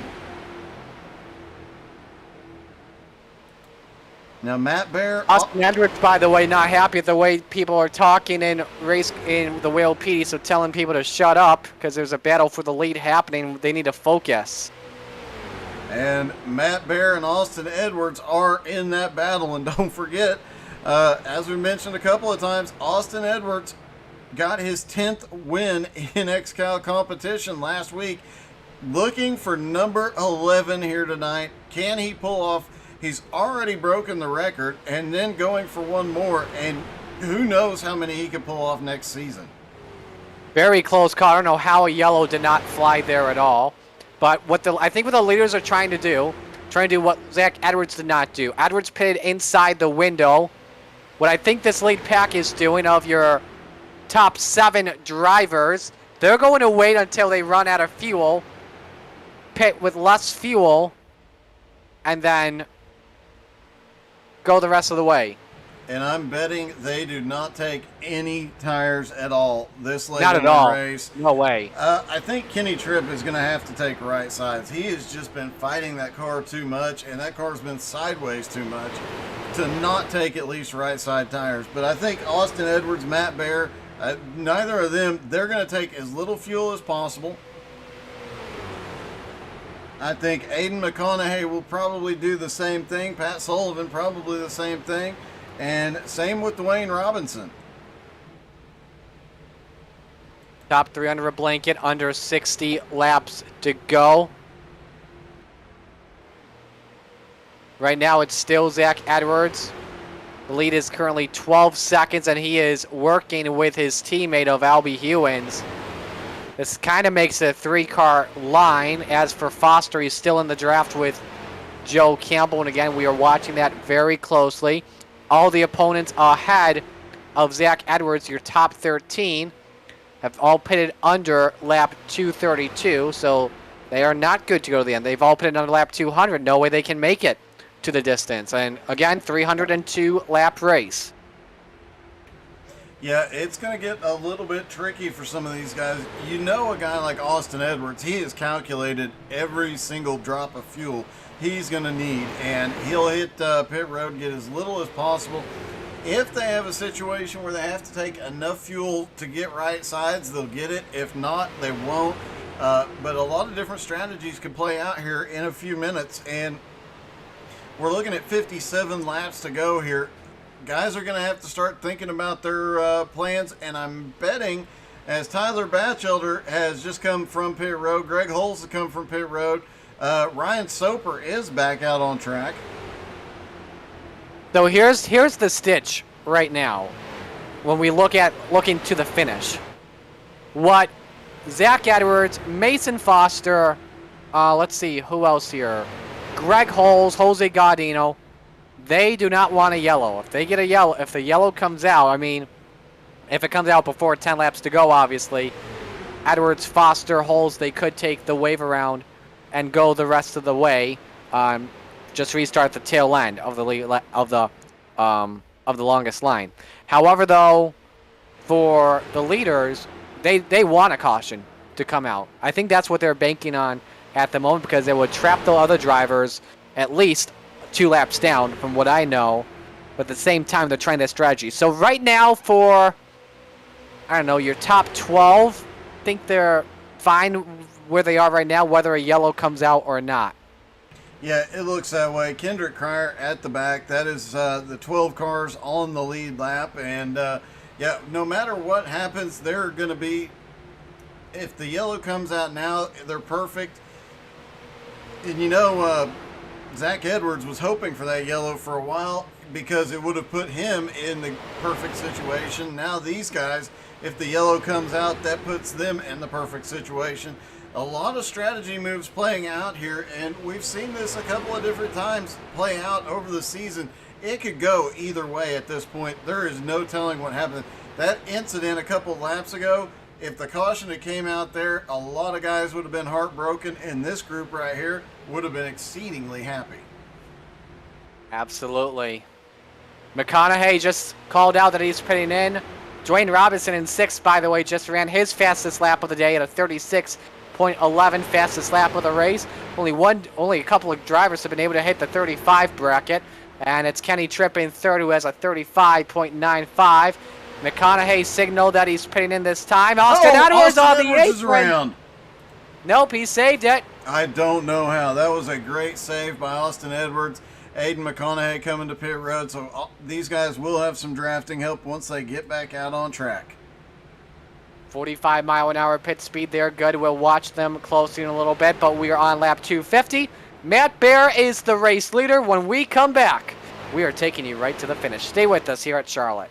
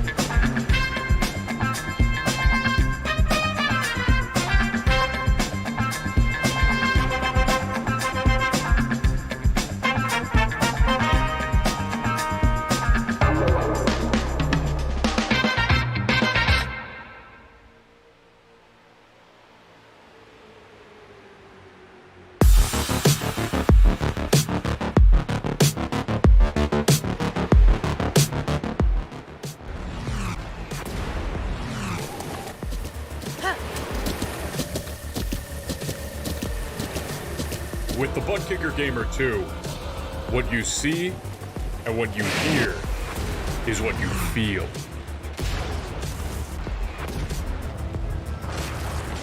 Butt Kicker. The future is feeling.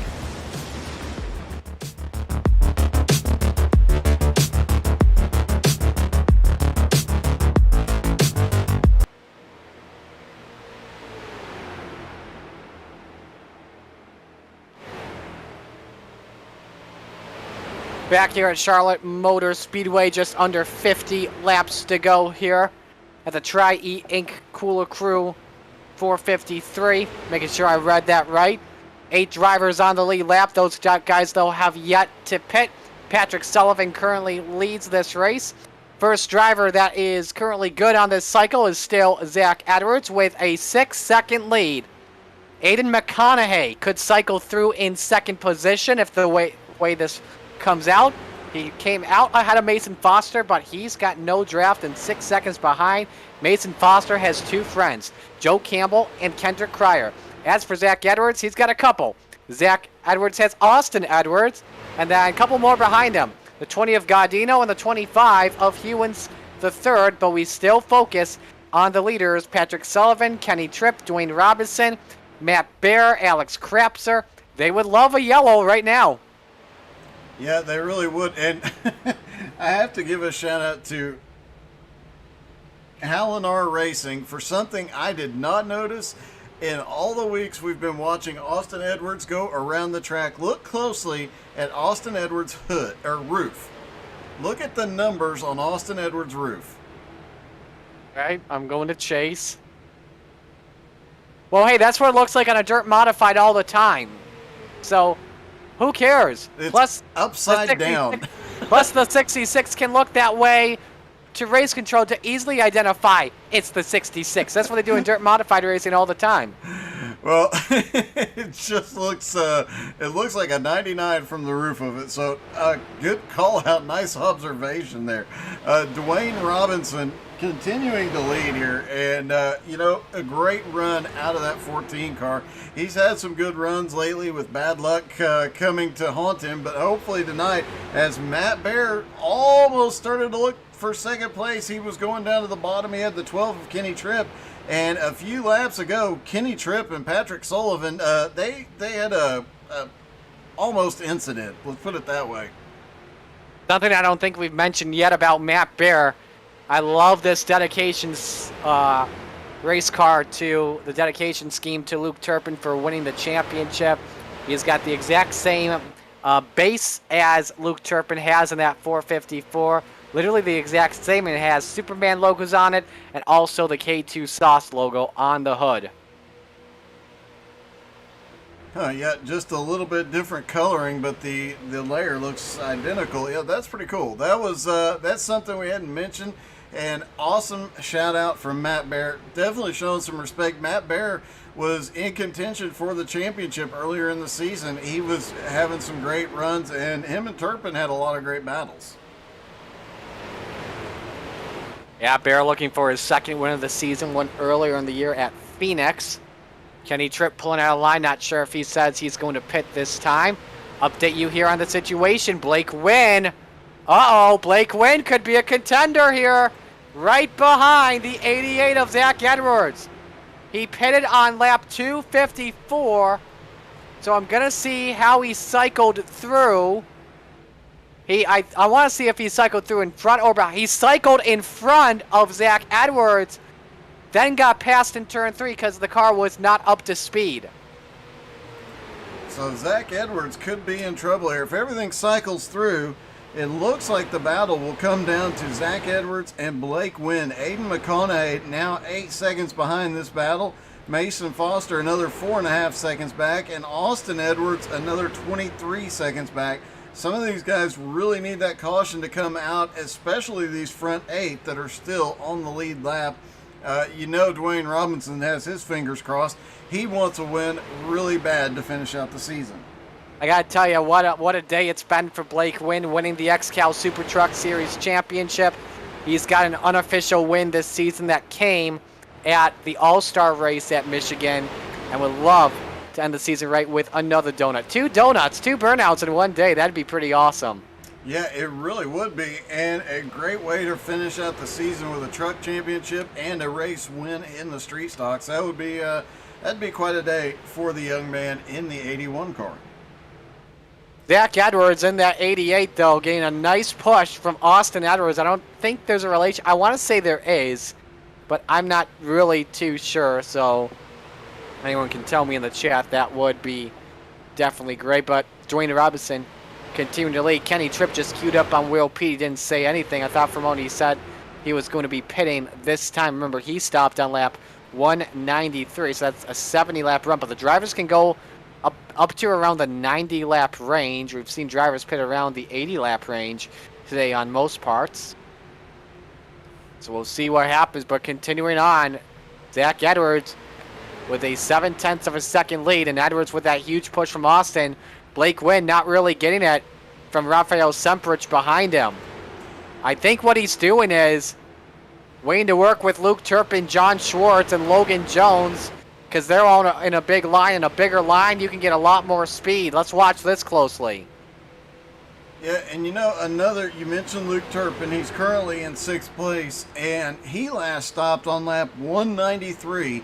So from there to the end would be 109 laps. They've all made it 90 plus on every run.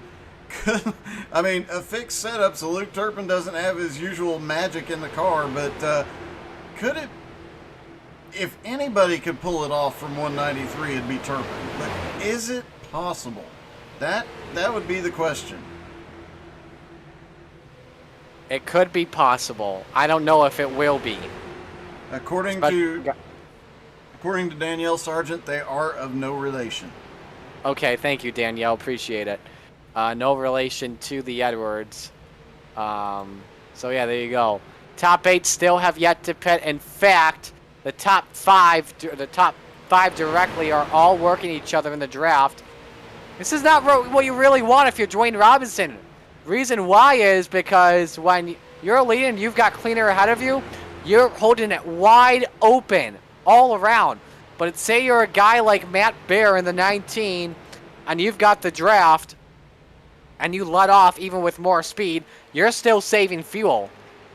Yeah, Dwayne Robinson, he has been in the draft most of the night. This is the first time he's had any length of time where he's been out in front of a pack. So he may not be calculating his fuel the same way. He might not be. Kenny Tripp is just talking about problems.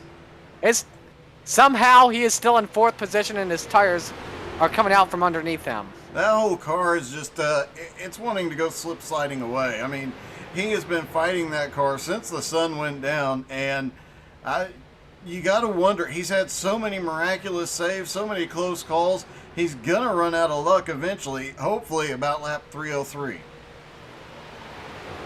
Hopefully he can make it just past the end. He pitted on lap 193, would have to go 110 laps, which is going to be impossible.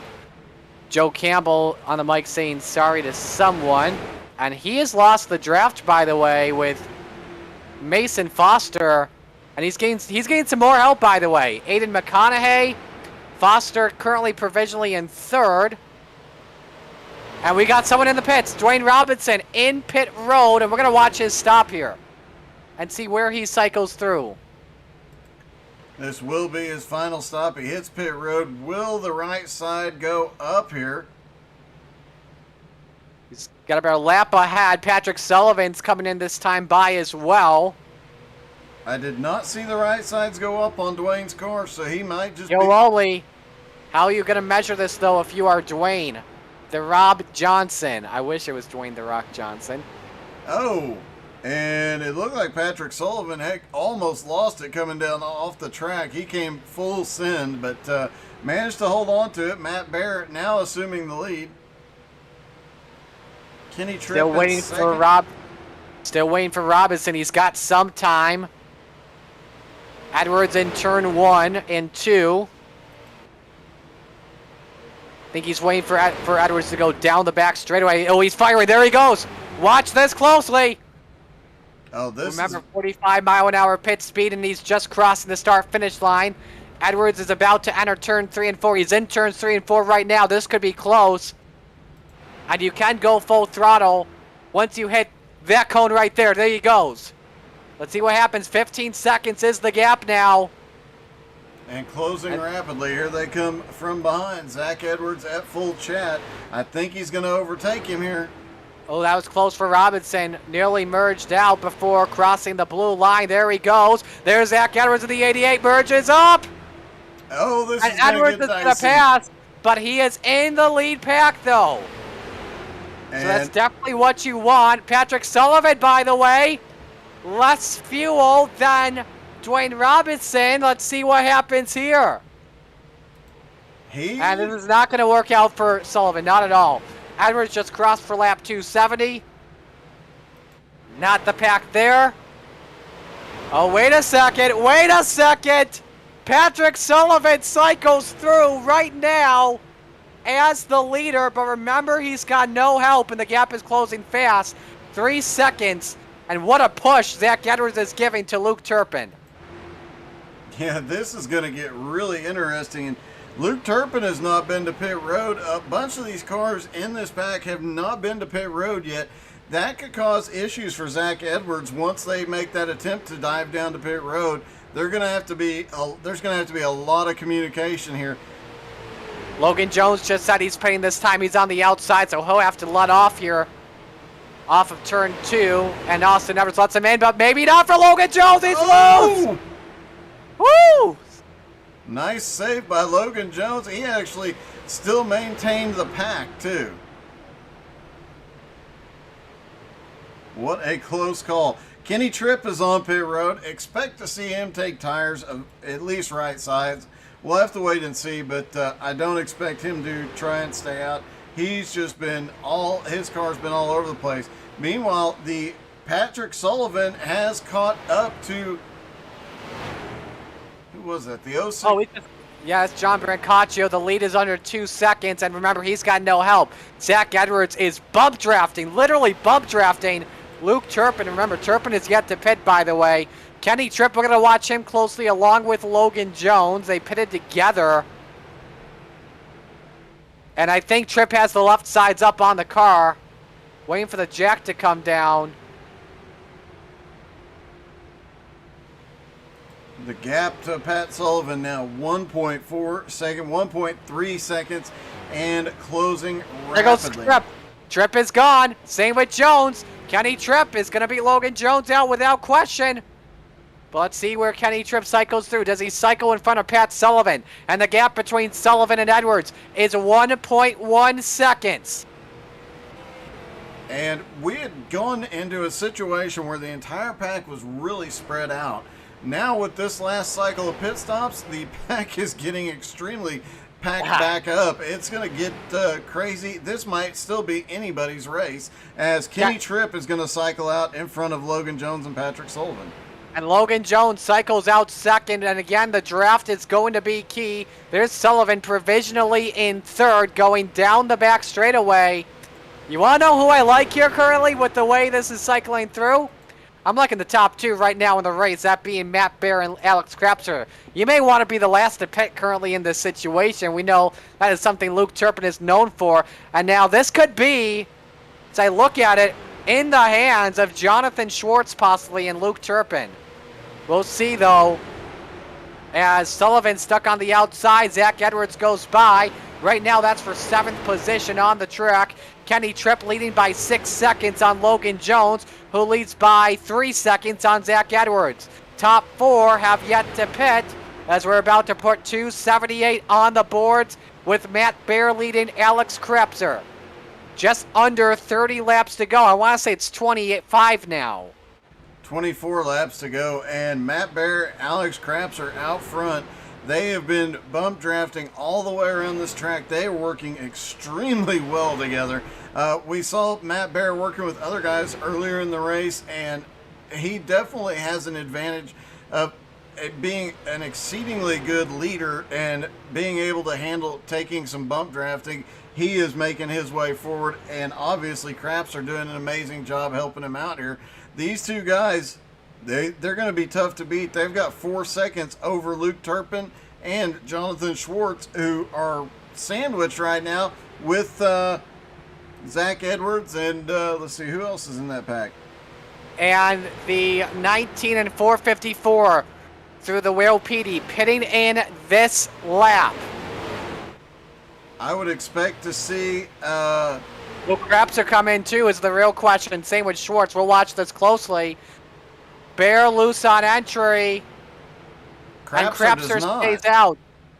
All right, let's watch Schwartz here. Schwartz comes in with Turpin. Oh, almost gets clipped by the 81 as he didn't get quite low enough. And Alex Krapser staying out. The Krapser also pitting on lap 194, the final guy that is yet to pit in this one.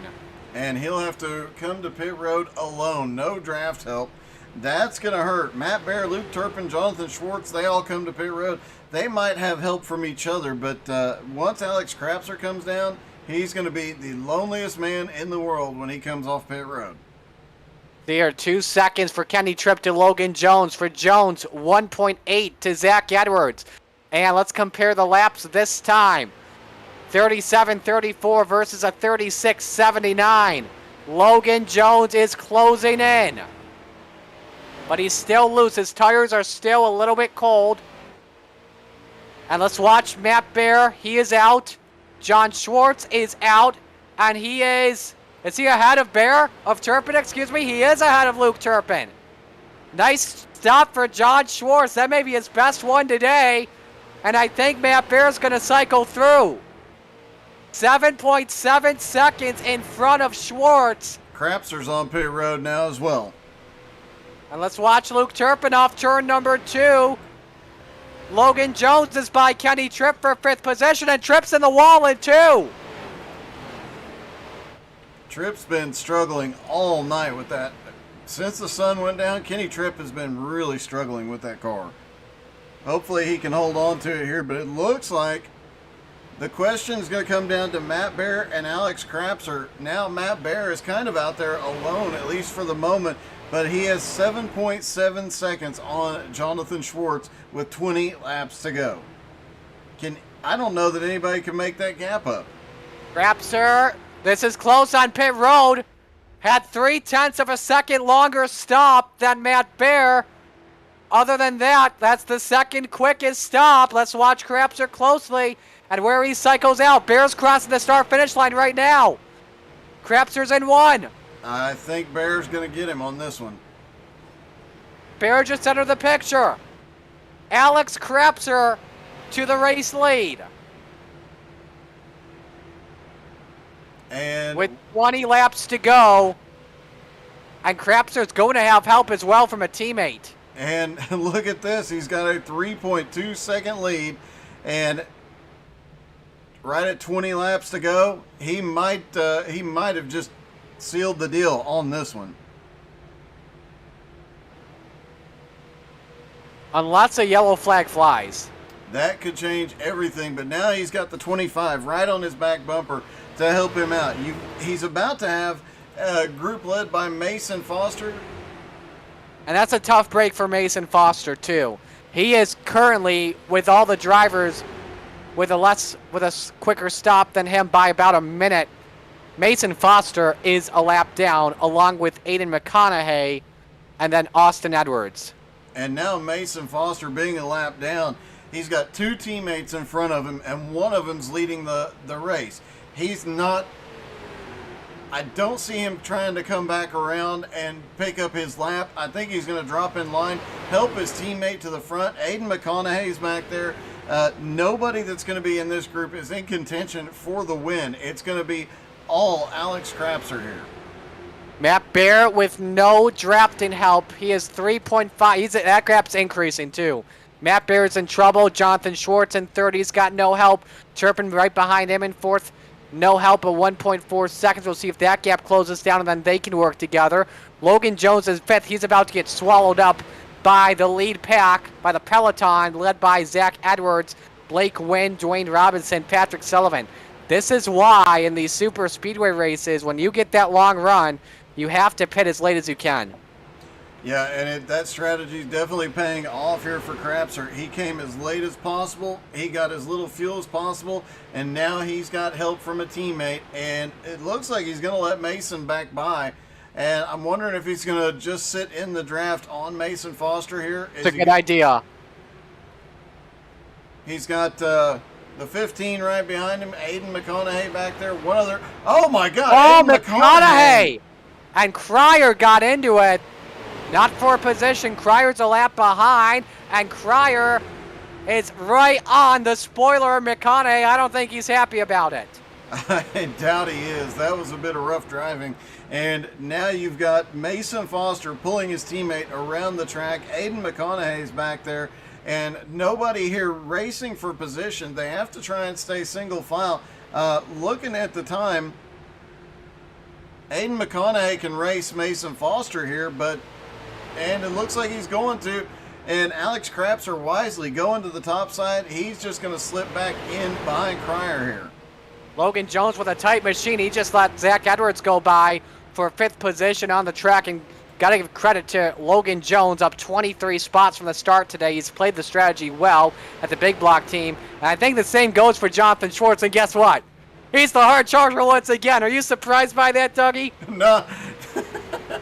Not at all. How many times has he had the hard charger this year? Because if he ever gets qualifying figured out, if he ever gets the heat races and everything figured out, he is going to be impossible to beat, because he does come through this pack every week.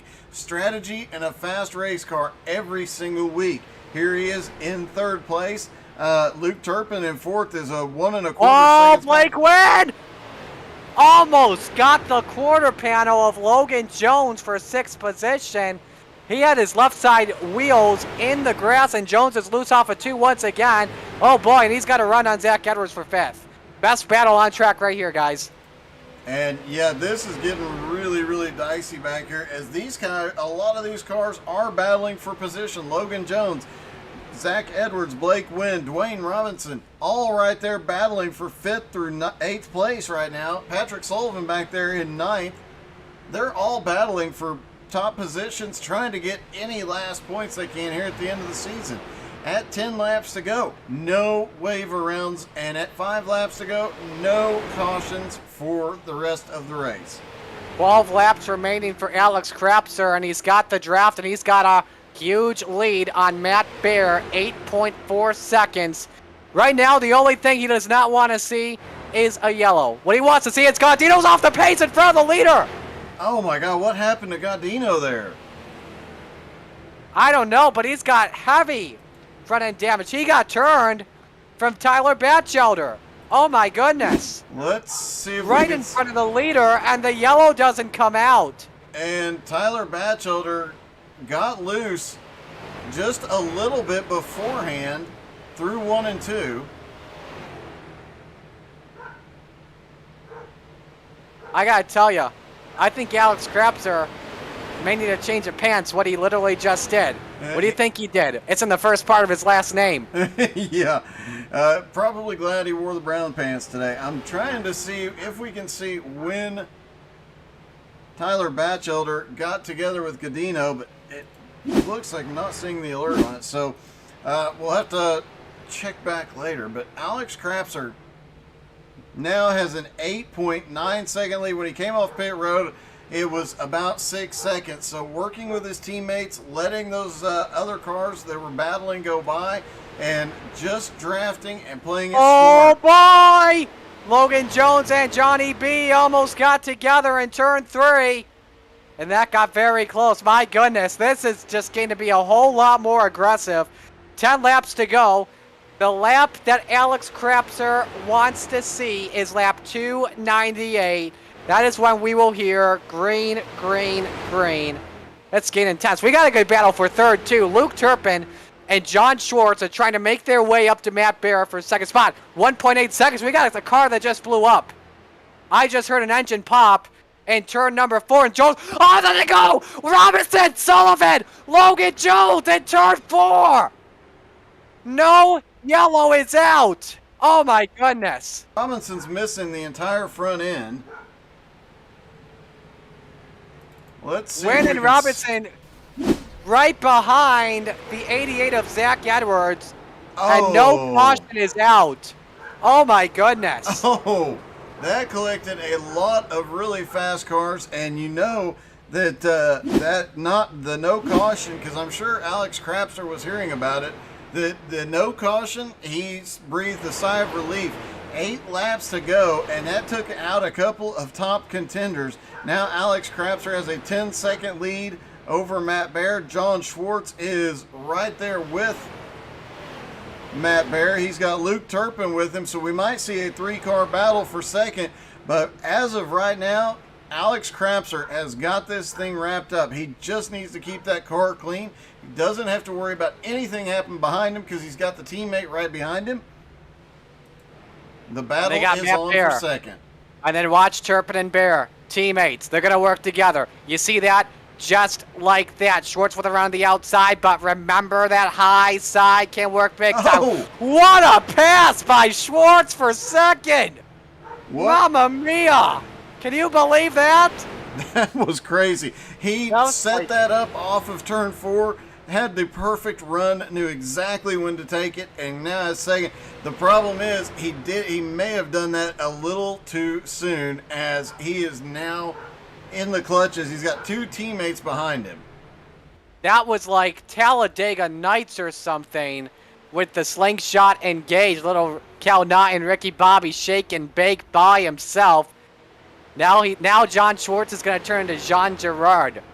At Charlotte of all places. Oh, no. Now wait, my friend. This lane also closed. But anyway, here we come to 5 laps to go for Alex Crapser. This is what he wants to see here so badly. Green, green, green, and he's going to get it right now. And it looks like Tyler Batchelder... Oh, yes. Go ahead. Looks like Tyler Batchelder just had an incident. Let's see. He's had problems the last 15 laps. It looks like the car just broke on him. Something broke underneath that car, and he went back out on track. Thankfully, after the green call, so no caution. And you know what? I just realized Jonathan Schwartz. What a gap. Wow. 1.2 seconds on teammates. I was about to say Jonathan Schwartz is in trouble because Luke Turpin said he was going to help his teammates and help his friends tonight. He's got Matt Baer right in front of him, and yet he is pulling away. We've only seen one other driver pull away from a draft pack, and that was Mason Foster early on. 11-second lead for Alex Crapser. This time by 3 laps away from win number 2 on the season. John Schwartz looking at second place finish. Baer and Turpin trying to go to work together for 3rd position. Obviously, we know who your champion's going to be, and that is Luke Turpin, celebrating an incredible season. I mean, what a year this kid has had. 7 wins on the year, 17 top 5s, 20 top 10s, 8 poles. I mean, what more can you ask? That is an incredible season for the driver of the 454. Yeah, he's definitely had an amazing season. I think next season he's going to be in a little bit of trouble. He wouldn't predict the winner for the next season. He called it last year. He was going to be the champion. He's pulled it off, but he would not call who it's going to be for next year. So it'll have to wait and see. I have my guess. Do you have a guess there, Marty? I'm sorry? Do you have a guess as to who the champion will be next year? I'm going to go with this guy that's leading. That JNS Racing team is going to be very strong next season. John Schwartz will absolutely be a huge contender. Trying to think of drivers who also have been contending for the season. But the white flag flies. 1 lap to go for Alex Crapser. All it took, he pulled the Josh Doobie strategy. Pit late, less fuel, and you're good to go. Cycled out in front of the leaders at an absolutely huge 12-second lead on JB Smooth, Jonathan Schwartz. Under a half a lap to go. Final time through 3 and 4. Alex Crapser going to take the second win of his season, taking home the Tri-E-Cooler Crew 453 at Charlotte Motor Speedway. And now we look through turns 3 and 4. Luke Turpin bump drafting with his teammate Matt Bear celebrating. Oh, they're having a little fun. Don't worry. They're going to come across the line celebrating out of fuel. Luke Turpin is the XCAL Racing Champion for 2021. Matt Bear ran out of fuel coming out of turn 4. Comes home in 6th, but yeah. That might have been why Luke Turpin was pushing him so hard there at the end. But Zach Edwards does come home in 3rd place, so great run for him. Best finish of the season. Jonathan Schwartz, no surprise, up there in 2nd. He's had a ton of 2nd place finishes this season. So look for him to be a contender next year as well. That he did, definitely. Great win for Alex Krapser, win number 2. The J&S Racing team has been very strong in the final few races, proving a point that they are ready for next January, and we are definitely looking forward to it when the time comes. I'm going to bring your top 3 on into the green room, plus your champion.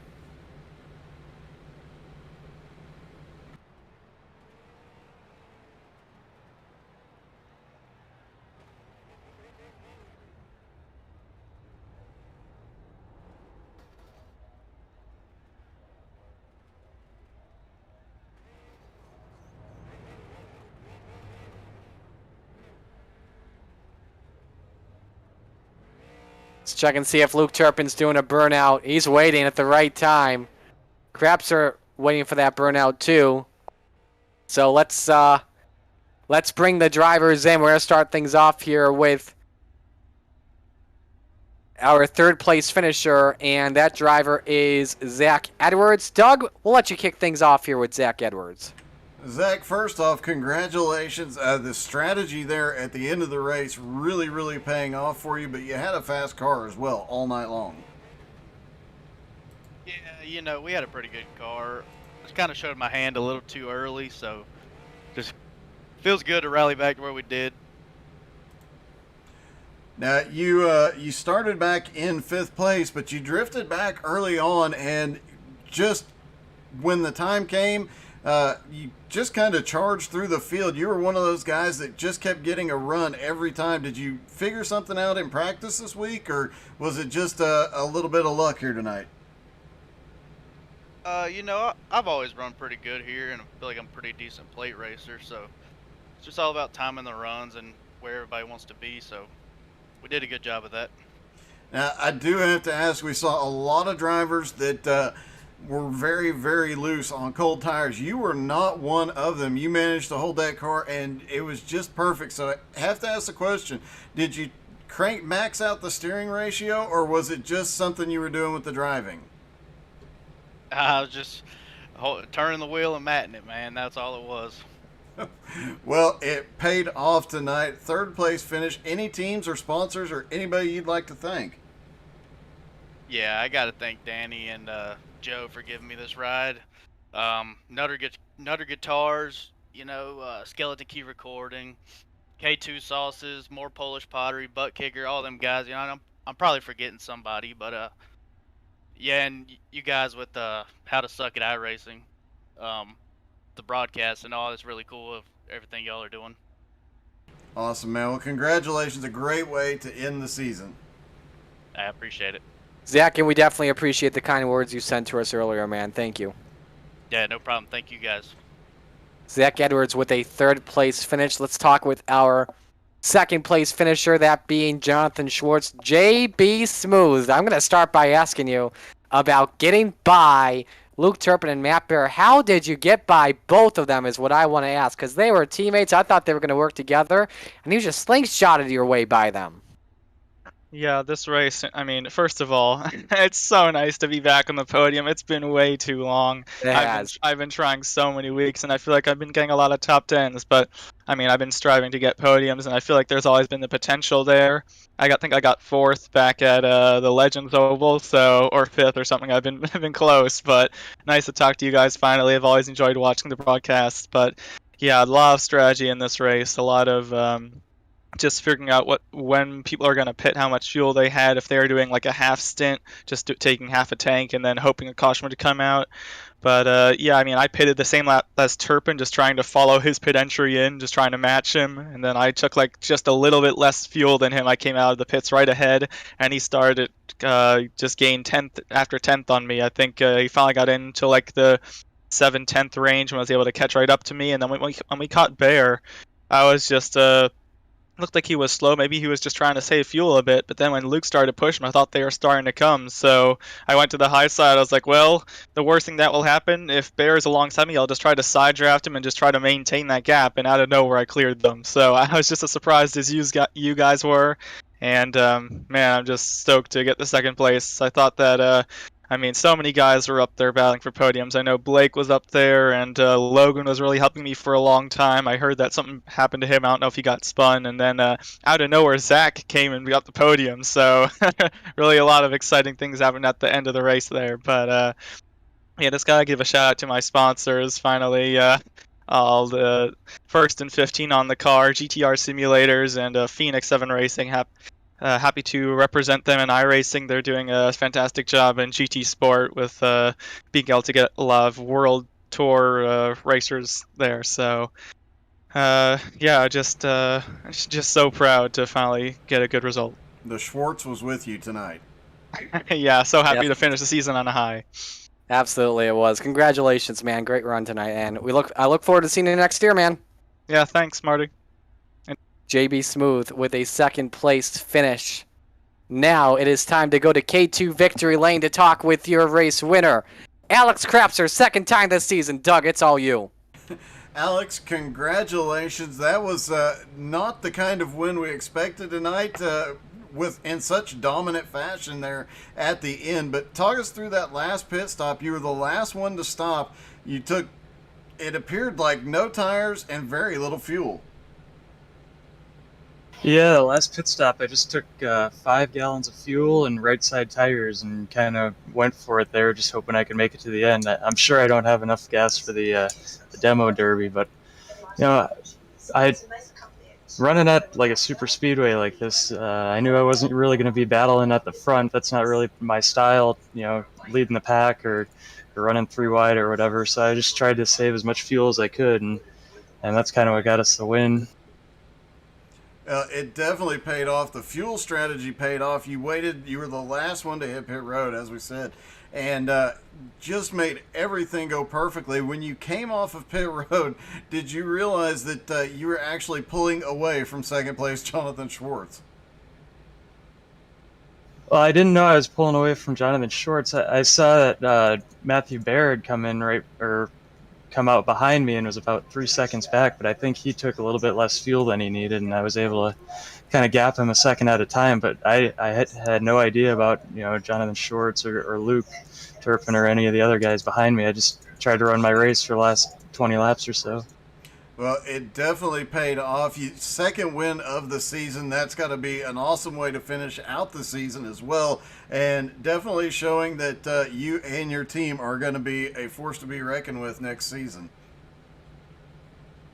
Yeah, definitely. Joe Campbell's a great car owner, and Sean Andrews and Gerald Poole's spotting the entire race tonight. So that was a big help. He spotted for me and Mason and Zach, just looking out for incidents and, you know, looking at the relative to see what cars were making moves with what packs and who was going good. Well, congratulations, man. And any team sponsors or anybody you'd like to thank? First off, I'd like to congratulate Luke on his championship and Rolling Thunder. All those guys have been great all year.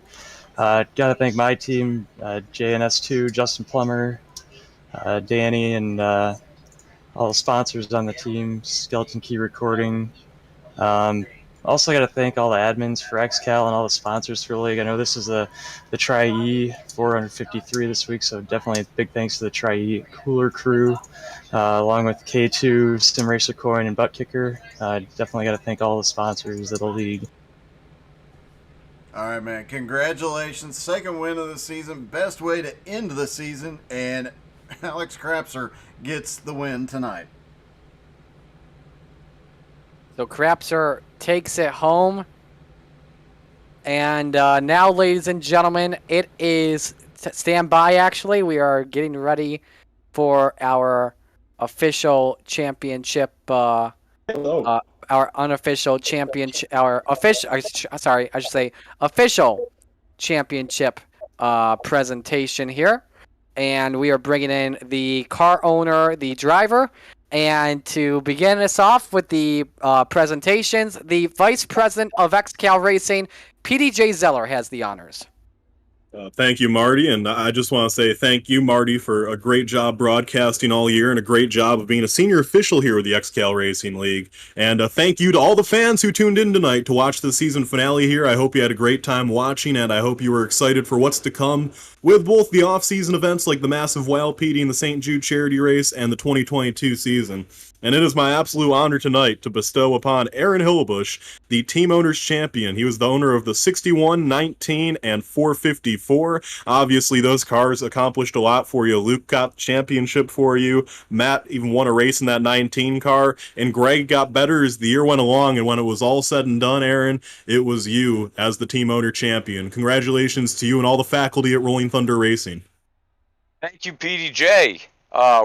We had a lot of fun this year. It was a great time all around.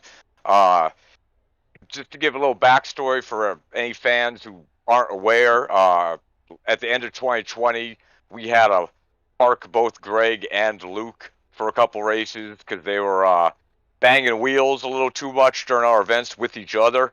And we decided, we should form a team. So Luke and Greg and Matt did a great job all season. And I just really want to take a quick moment to say thank you to all the great people behind the scenes.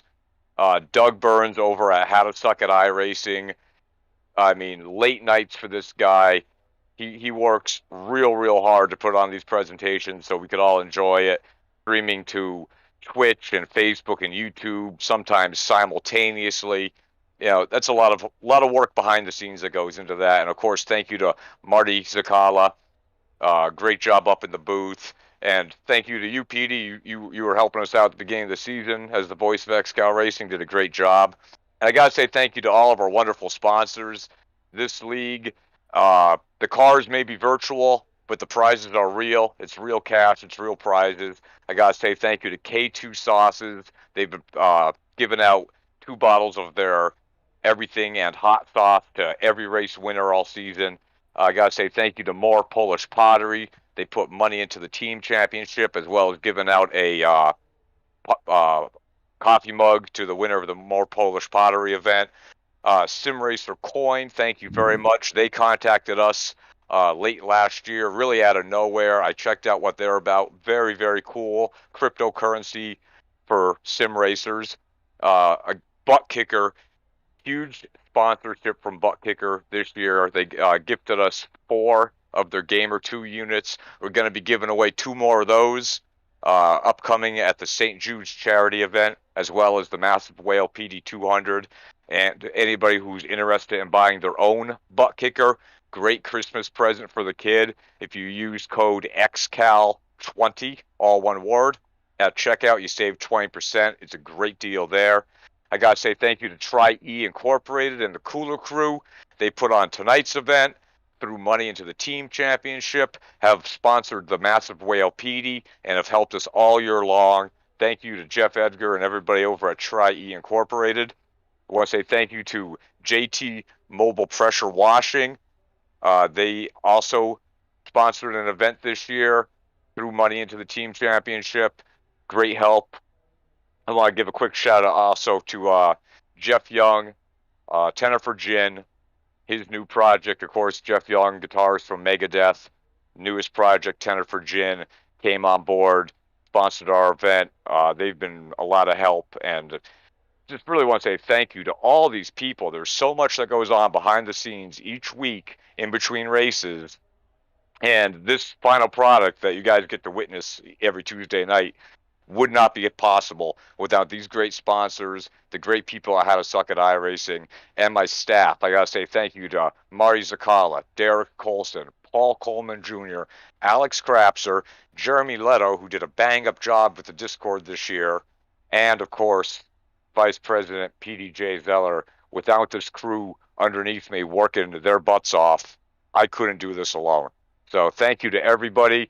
Thank you to all those racing widows out there who let their husbands, boyfriends spend way too much time playing a video game with kids. And thank you to all those mothers who let their kids stay up to 11 o'clock tonight on the East Coast doing this racing thing. Doug, I'm gonna go to Luke here. Officially the champion, as you did all the races pretty much in the 454. What a year you had, man. Thanks, man. Yeah, it was a long season. Started off rough, man. Didn't have the greatest beginning to the season, but kind of settled down and kind of just did my thing. Had a chance to win. I would say at most racetracks, if not all, and really wanted to help my guys out tonight. I wasn't really racing my own race tonight. I was racing for Bear and Greg. Greg was looking solid, and he just got a car loose in front of him, had nowhere to go, and Bear was going for the win, man. And that's what I would do, and he was going for the win and just cut a little short, so I was going to give him a little push across the line. But yeah, great year, man. I mean, I can't thank everybody enough for putting this whole deal on. All the sponsors, like Aaron just went through, Butt Kicker, K2, Simcoin, How to Suck at iRacing, all the guys that kind of just put it in the work to run this deal. Yeah, it was a crazy season, man. Crazy season. Luke, I do have to add, I have one question for you. It's been on my mind for weeks, but now that the season's over, can you tell us how much longer is your fuel line than everybody else's? Yeah, there's no real secret to it, to be honest. It's you just run the race backwards. I mean, that's all you got to do. You treat every race like a road course. And while I'm out thanking people, I'm just going to take a shout out and thanks to my parents. My dad watches the races, and my mom gives me great advice. She always we watch races, real life races, and we watch them together a lot. And she always says third to fifth is where you want to sit. If you're sitting third to fifth, you can win the thing. So there's no point running up front. Just sit and wait for your time. Yeah, Aaron, I want to ask you, having Luke in this 454, I know you just touched on it earlier, but having him and seeing all the success he's done, what does that mean to you, outside of the president role, but as a team owner? Well, two things, Marty. First, I want to touch off on saying thank you to Bowen Smith. I left him out of my first group there. I was just going through everybody who was fresh in my mind. For those who don't know, Bowen Smith was our flag man for the first half of the season. Real life work commitments ended up having to pull him away from XCAL, and I do believe he'll be back in some capacity in 2022, perhaps as a driver. But special thank you to Bowen Smith. I hope you're listening tonight. And getting back to Luke, we all knew Luke was talented. We saw it all through the preseason last year. Guy won a lot of those races, finished well in a lot of those races. And when it came to making teams for this particular season, I was looking for 3 drivers who, A, would be committed for the entire season, which all of those guys are, and B, who can overcome adversity. We put Luke through the ringer in the preseason. We were not kind to this man. We put him through a lot, and he proved that he could bounce back and be a competitor no matter how his feelings are. Like he's not going to let the anger or the disappointment of what happened last week get in the way. So we knew he was a great pick. He absolutely proved that this season. Won a number of races, a number of poles. championships. The man did it all. So very, very happy with Luke and Matt and Greg. The whole team did wonderful all season. They worked great as a unit, and I'm really, really proud of everybody in XCAL who's been coming out for these races, all 30 weeks of them. But I'm really, really proud of my team. They did a great job. Well, gentlemen, we are going to let you go get back to your respectful businesses. I know you guys have some stuff you guys need to deal with. Congratulations, Luke and Aaron, on the championship. Thank you, Marty.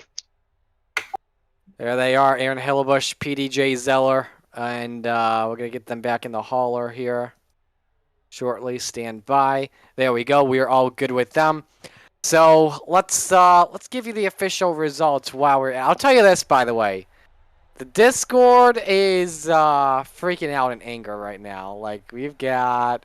It's going to be a lot of penalties. I'm going to tell you that. That's for sure. But I guess the admins... I mean, I don't do a lot of the penalties here. I just do a lot of the broadcasting. The admins pretty much that control the penalties just pretty much will not give a you-know-what. So, anyway... the official results here, Alex Krapser, the win. Jonathan Schwartz, second. Zach Edwards, third. Luke Turpin, fourth. Blake Wynn, fifth. Matt Bear, sixth. Aiden McConaughey, seventh. Mason Foster, eighth. Patrick Sullivan, ninth. Austin Edwards, 10th. Kendrick Cryer, 11th. Logan Jones, 12th. Kenny Tripp, 13th. Greg Holes, 14th. 15th is Albie Herons, the third. Joe Campbell is 16th. Dwayne Robinson, 17th. John Friley is 18th. Derek Colson, 19th. Rafael Semprich, 20th. Jose Gaudino, 21st. Tyler Batchelder, 22nd. John Brancaccio, 23rd. Daniel Miller, 24th. Ryan Soper is 25th. Rob Colgan, 26th. Tyler Jalbert, 27th. Jeremy Leto, 28th. 29th, Sean Patrick. 30th, Paul Coleman Jr. 31st, Sean Andrews. 32nd, Gerald Poole. 33rd, TJ DeBlasi. 34th, Art Hendren. 35th, Jonathan Bronson. And 36th goes to Kyle Bartos. 5 bonus points go to Matthew Bear for starting on the pole. Fastest lap went to Kenny Tripp, 35.948. He gets 5 bonus points as well. Making their way with a hard charger award goes to Jonathan Schwartz, finishing second, starting all the way from the 30th area in the range there. Leading laps. First off, we'll go who led the most laps in the race. Mason Foster led 134, getting bonus points. Alex Krapser, Zach Edwards, Blake Wynn, Matt Bear, Mason Foster, Aiden McConaughey, Patrick Sullivan, Kendrick Cryer, Logan Jones, Kenny Tripp, Greg Holes, Dwayne Robinson, John Friley, Tyler Batchelder, Tyler Jalbert, Jeremy Leto, only drivers that will receive bonus points. So, Mason Foster finished 7th, not 8th. I apologize there, Mason. You're right, you did. No, you finished 8th on, oh, wait a second. I think you did finish 7th. Yep, you did. SDK Gaming was off, so I apologize for that, Mason. Thank you for the heads up there. Doug, just final thoughts on the season. Well, it was definitely interesting up and down for some drivers, but, Luke Turpin, you could tell early on in the season struggled, but once that turned around, man, he just kept marching his way to the front. Jordan Babinger had a great season as well, coming in second.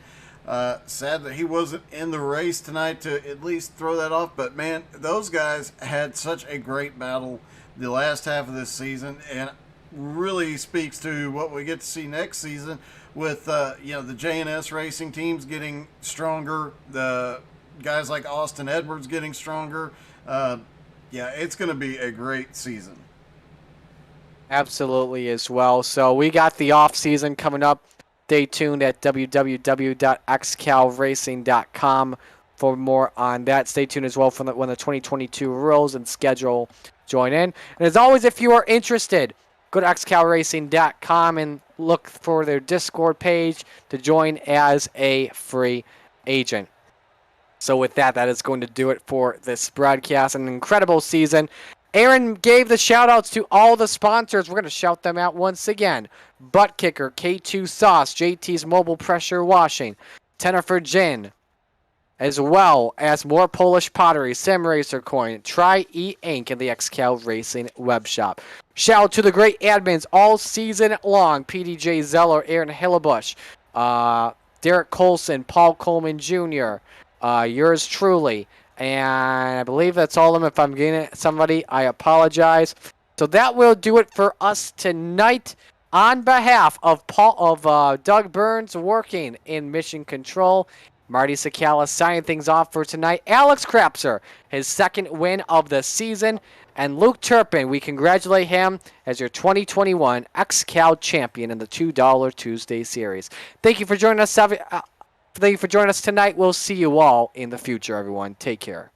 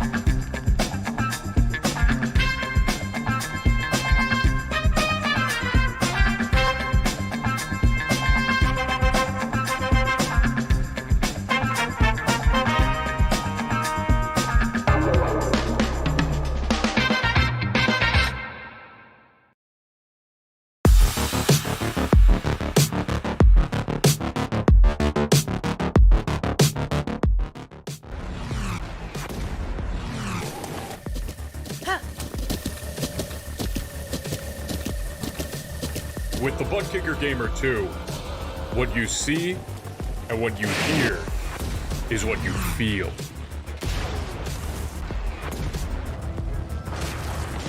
Butt Kicker. The future is feeling.